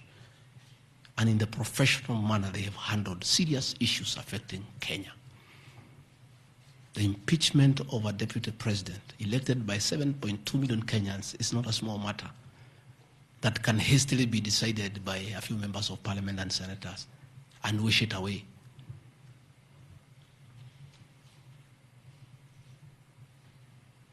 I'll submit myself to independent institutions to get justice. And I'm sure, I have no doubt in my mind that I'll get justice. And this impeachment will be thrown out. And I'll carry out my duties as deputy president. That is why anybody sending feelers to me to resign is a joker. And I found a few people using my friends to come and sweet talk to me. Please, my friends, I don't want to become enemies with you. When you are given such silly messages, don't bring them to me. I have no intention. I cannot resign. I did not give myself this job. I was given by the people of Kenya. I've done nothing wrong against the people of Kenya whatsoever. I've worked hard. I've been very loyal to my boss, President William Ruto. I have worked hard every day.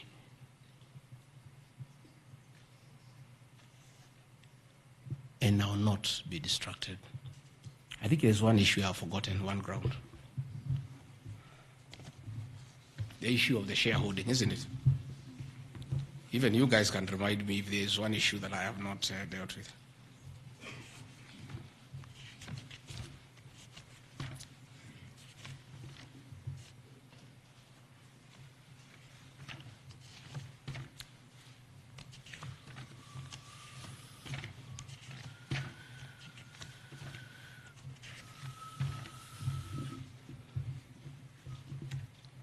Can somebody there give me my notes on shareholding?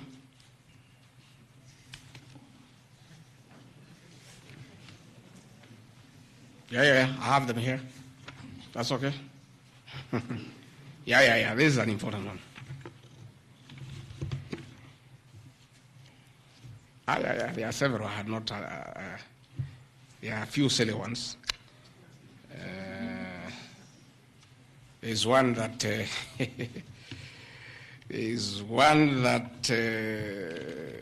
I'm conniving with cartels in the tea sector to block ATDA from implementing guaranteed minimum returns that would benefit small traders. The allegation is not true. No evidence whatsoever has been adduced to substantiate this claim. As far as I know, I've successfully completed my mandate, which was assigned to me by the President, which culminated into creating synergy between people who had taken KTDA to court and suspended the operation of the Tea Act. As a result, the Tea Act now is in operation. The President never mandated me to take over the affairs of the Ministry of Agriculture. He asked me to spearhead tea reforms. I did the tea conference in Kericho, brought all the stakeholders together, and as a result, I created a synergy among all the stakeholders, and we agreed that those people who had gone to court withdraw the cases, and now the Tea Act is operational, and that will see meaningful reforms. As to claims that I have stopped the selling of tea in Mombasa, there is no evidence to that effect, and I want to call upon the Honorable Mutuse to provide that evidence. Again, in matters coffee, I was given a job by the President to initiate the coffee reforms, which I have done successfully. I held a coffee conference in Meru for 3 days in 2023. For the last 2 years, I have been working with stakeholders, including members of Parliament and the Senate, which has culminated into 2 bills, the Coffee Bill 2023 and the Cooperative Bill 2023.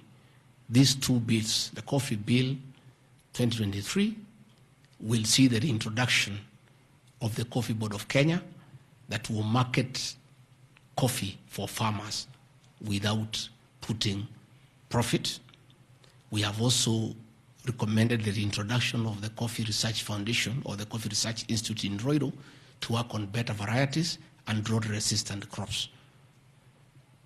Through my efforts, again, I've completed my work. The 2 bills are before the National Assembly. I call upon members of the National Assembly immediately after the impeachment process to embark on these 2 bills and see them to fruition so that farmers can enjoy the work we have done in coffee reforms. I have seen another absurd, that I have taken control of a local cooperative society in Madera constituency where I was a member of Parliament. This is false. I should be told which society by name, because I know all the societies. I know all the farmers by name. It's really ridiculous. Again, there is no evidence. There is nothing. It's just trying to spoil my name before the people of Madeira who elected me as their member of Parliament. On the issues of shareholding, I think this matter has been discussed for a long time, and I think it's good tonight I put it in proper perspective. I wish to state that the allegation is equally false. None of my family members, allies, or associates are in control of any cooperative society in Madeira. That one I had done. In shareholding by virtue of the provisions of the 3rd schedule of the Political Parties Act, the constituent parties of Kenya Kwanza Coalition entered into various agreements which were deposited with the Speaker of the National Assembly and the Speaker of the Senate for purposes of Article 108 of the Constitution of Kenya. 16.2, the following were members, parties of Kenya Kwanza: UDA, ANC, Ford Kenya, PAR, Farmers Party, Chama cha Kazi, Communist Party, Economic Freedom Party, the Service Party, Tujibebe wa Kenya Party, Umoja na Maendeleo Party of Kenya, and the Democratic Party of Kenya. In accordance with provisions of Clause 3E of Schedule 5 of the Political Parties Act, each of the agreements contained in a power-sharing development agenda for certain regions in Kenya. I attach here copies of the said agreement. I'll give you the Kenya Kwanza agreement so that you know when I talk about shareholding, I'm not talking about Kenyans, I'm talking about this agreement that was signed by President William Ruto and almost everybody else on how power will be shared. I've never talked about sharing resources. I have been talking about power sharing for people to get what they deserve in sharing power in accordance with this agreement.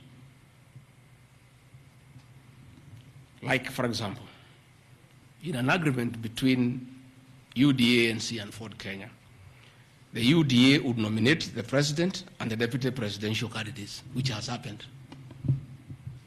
I got my share, although I have no share certificate. The president would guarantee the stature, dignity, financial and operational autonomy of those of the deputy president. It's in the agreement. The office of the deputy president will be allowed specific duties identified at Article 21 of the agreement. ANC will be allocated a position of prime cabinet secretary to be established within 14 days. It was given to Musalia. The office of the deputy president, Ford Kenya will be allocated the position of the Speaker of the National Assembly, which was given to Moses Wetangula.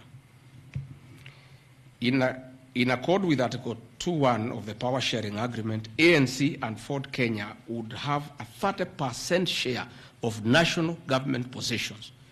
So, the Honorable Musalia Mudavadi, the Honorable Wetangula, and the people of Western, please don't condemn Rigathi Gachagua.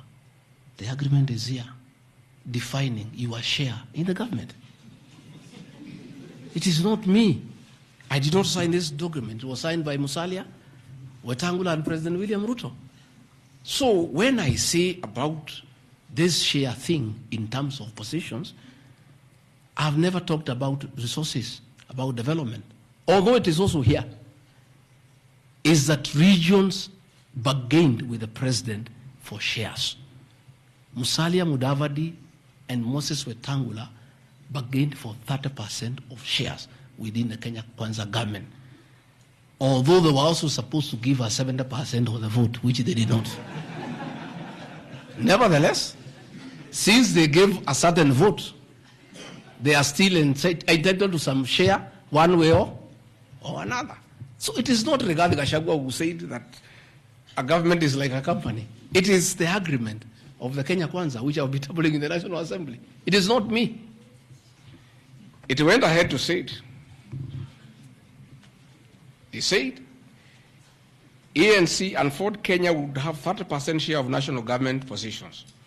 That is cabinet secretaries, principal secretaries, high commissioners, ambassadors, diplomatic and consular representatives, chairpersons of state corporations, directors of state corporations, chairpersons and commissions of constitutional commissions, provided the 30% share is to be shared equally between the ANC and Ford Kenya.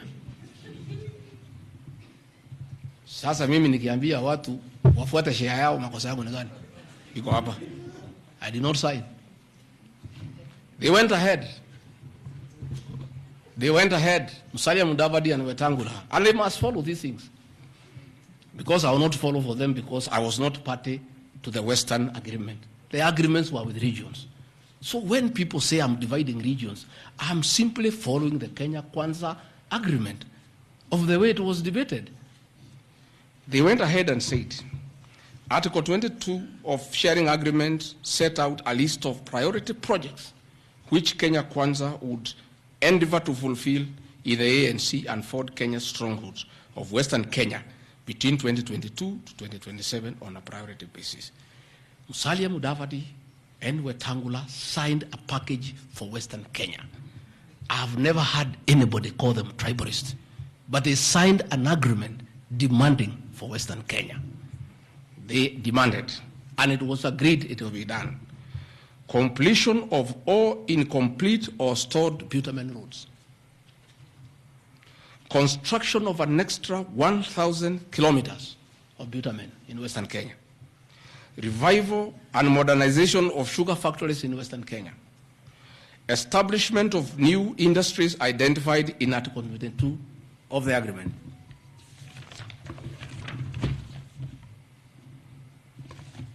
Ladies and gentlemen,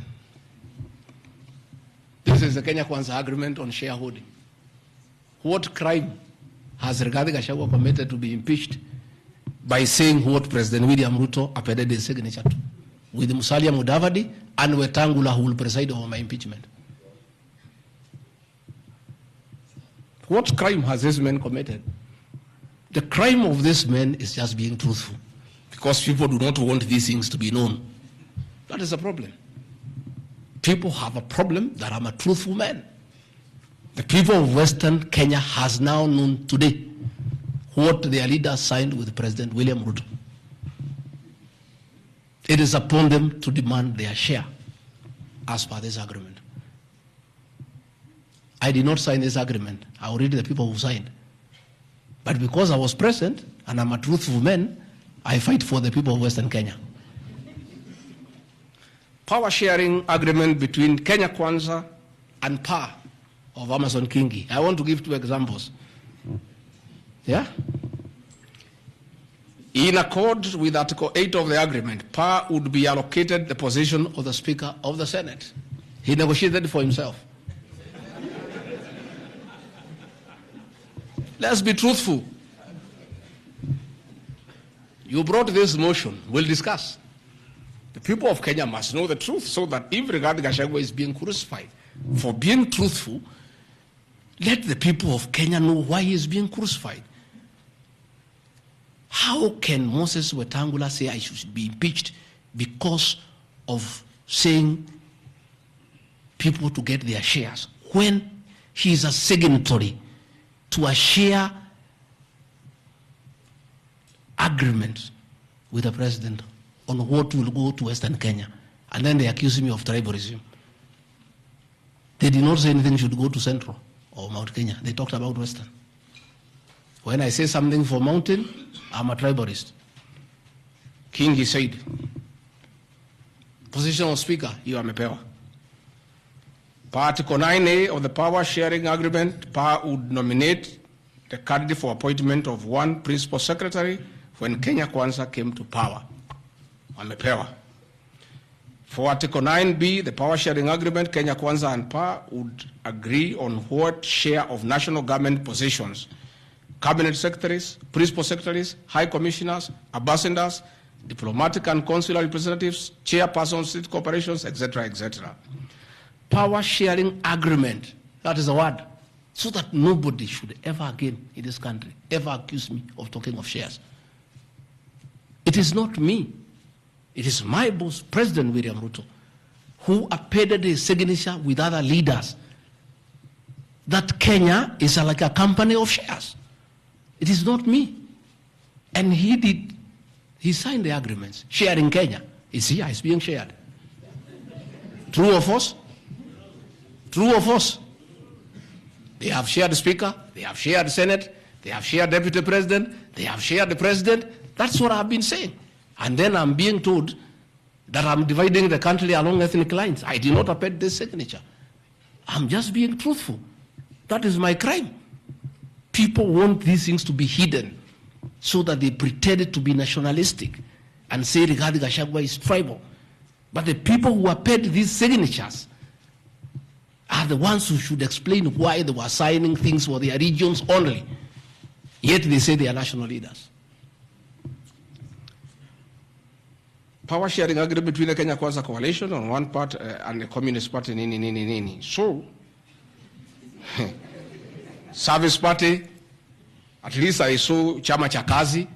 They say the party leader should get something. Moses Kuria was given something. The Service Party of Mwangi Kujuri got nothing. You know? So, unajua sasa, ile shida iko Kenya hii ni ukora. And people not being truthful. The agreements are here. Like in a Communist Party, they have been making noise. They signed an agreement, they have not seen anybody. Yeah? So,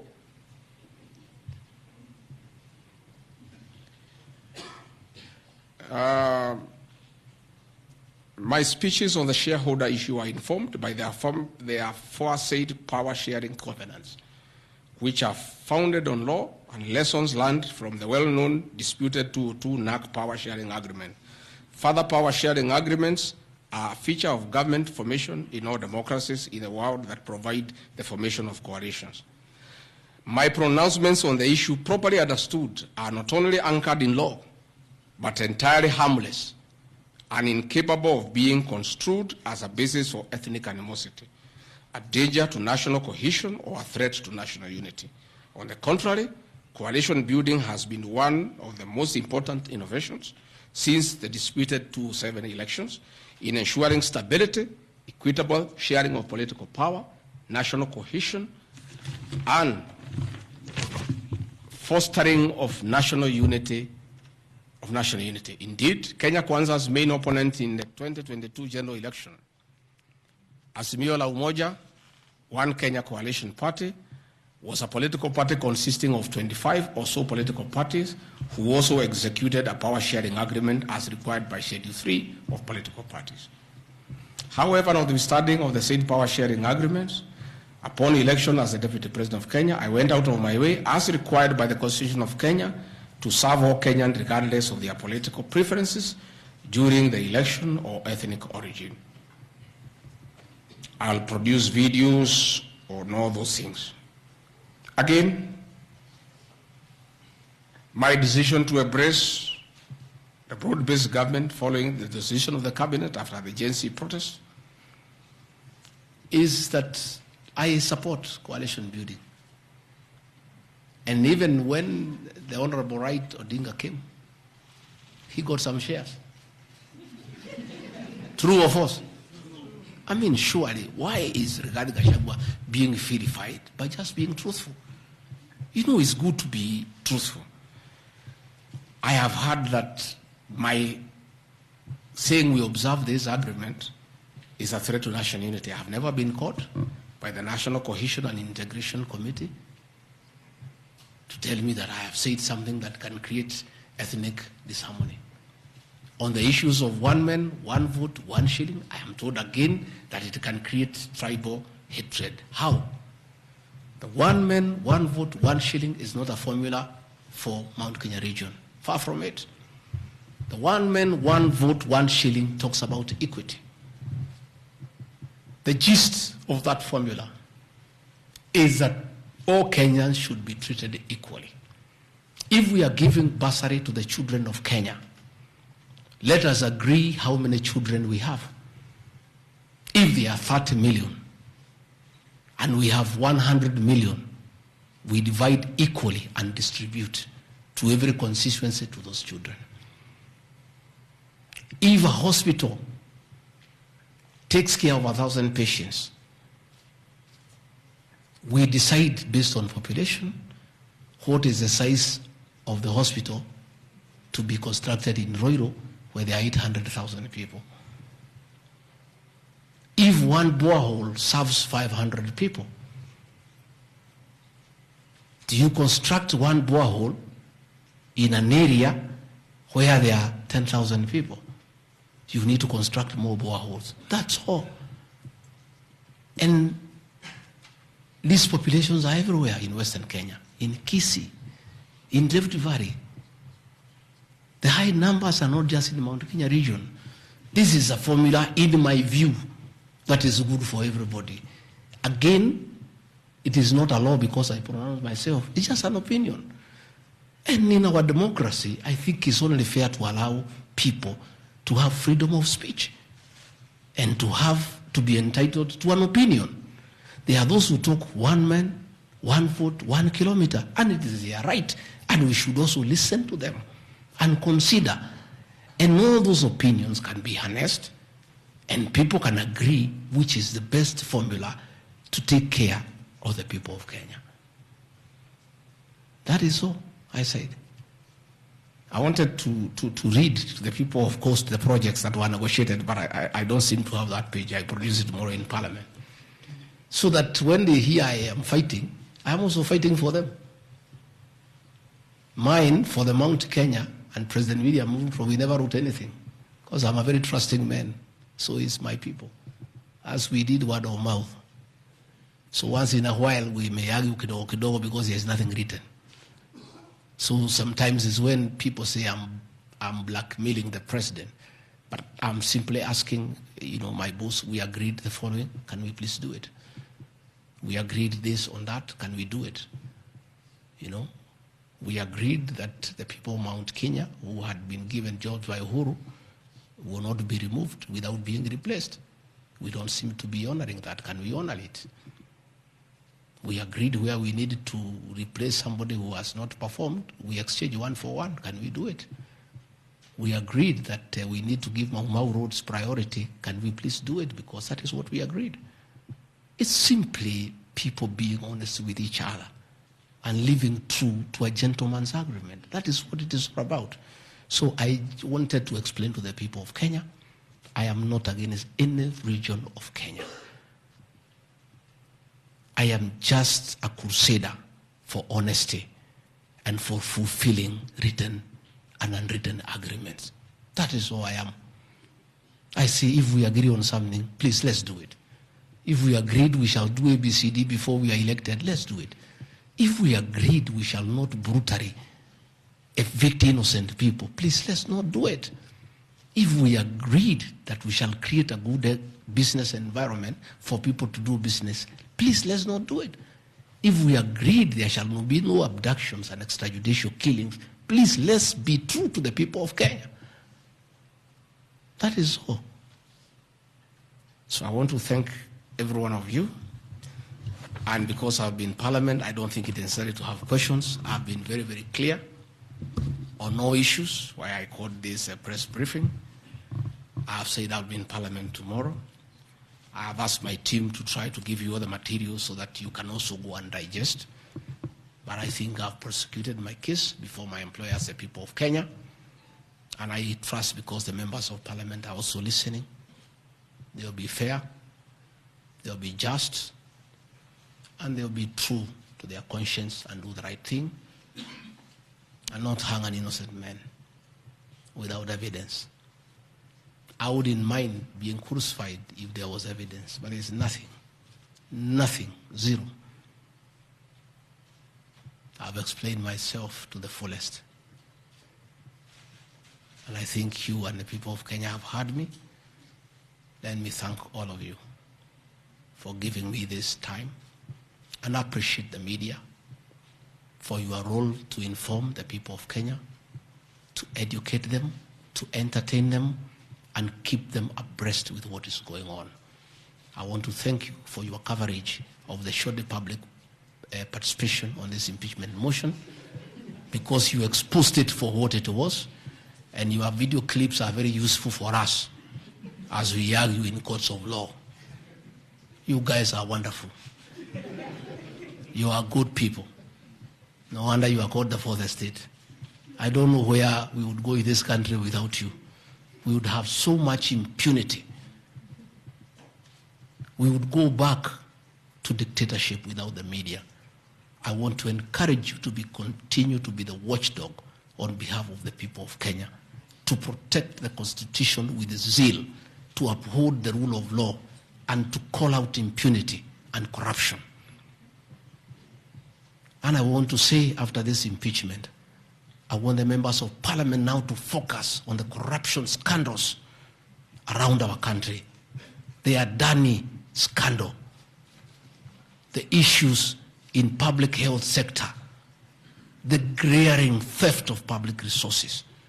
That is what Parliament should consider and take time. And that is what the people of Kenya want. And I really want to thank the media for being a very responsible watchdog on behalf of the people of Kenya. Please continue writing. Where regarding Gachagua has gone wrong, please write. But always accord me the right of reply. Don't condemn me unheard. And I want to thank you tonight, because you have really written accusations against me. But I am also to blame because I never called you, isn't it? Now that I have called you, I want you to request you. Every accusation, put my answer.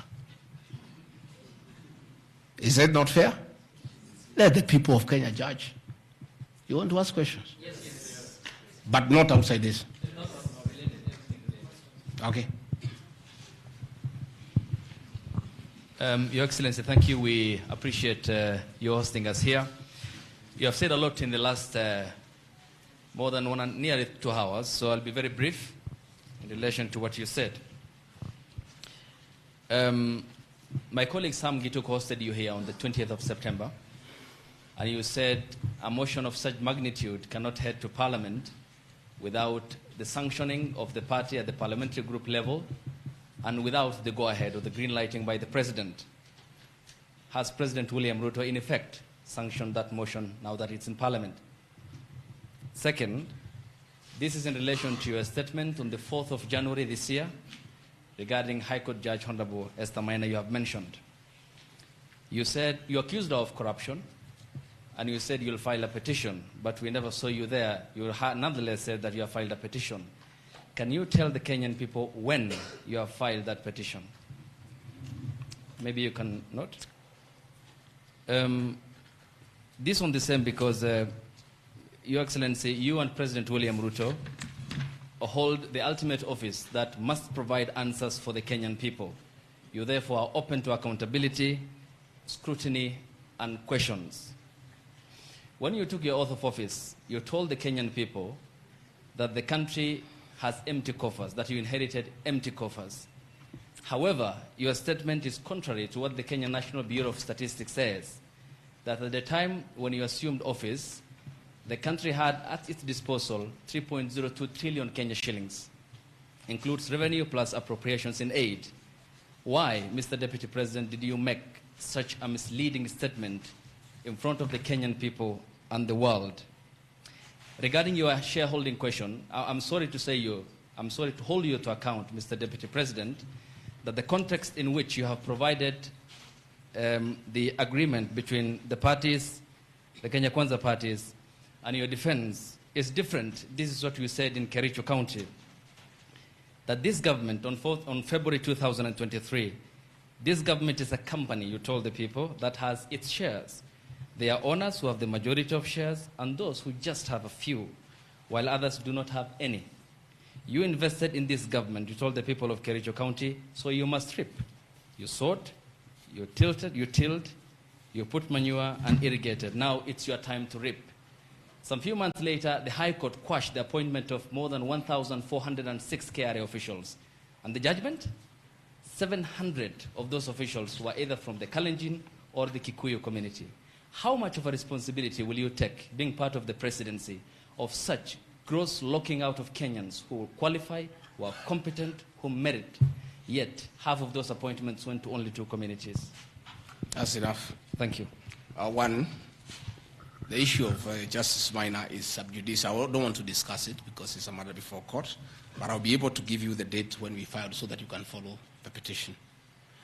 As to the issues that this motion cannot find its way to the Assembly without the President nod, that is true. It can't. It has its nod. As to the issue of shareholding, again, this is a matter that I'll be prosecuting.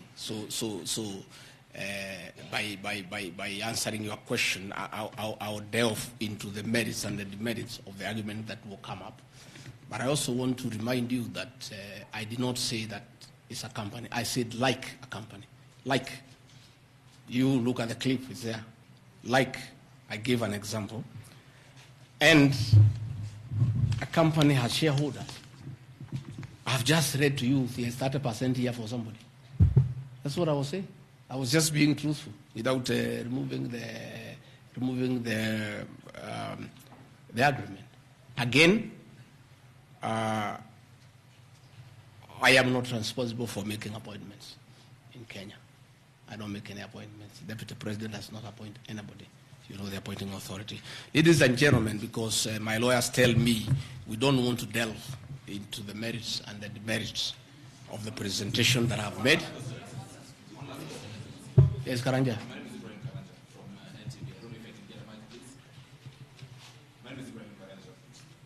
NTV. Your Excellency, when you apologized to President Uhuru Kenyatta, you said that the words used then were out of political reasons. And that's why you are apologizing. So why should Kenyans believe you today that what you're saying is not for political reasons, for your own immediate benefit? My second question, Your Excellency, what next if this impeachment happens tomorrow? If you're impeached, what next for you? If you're not impeached, then what next in this political marriage between you and President William Ruto? Let's say your answer is what I've discussed here are facts. It's for the people of Kenya to look at the facts and decide whether they have the necessary veracity or not. As to what I'll do or not what I'll do, let's cross the bridge when we get there.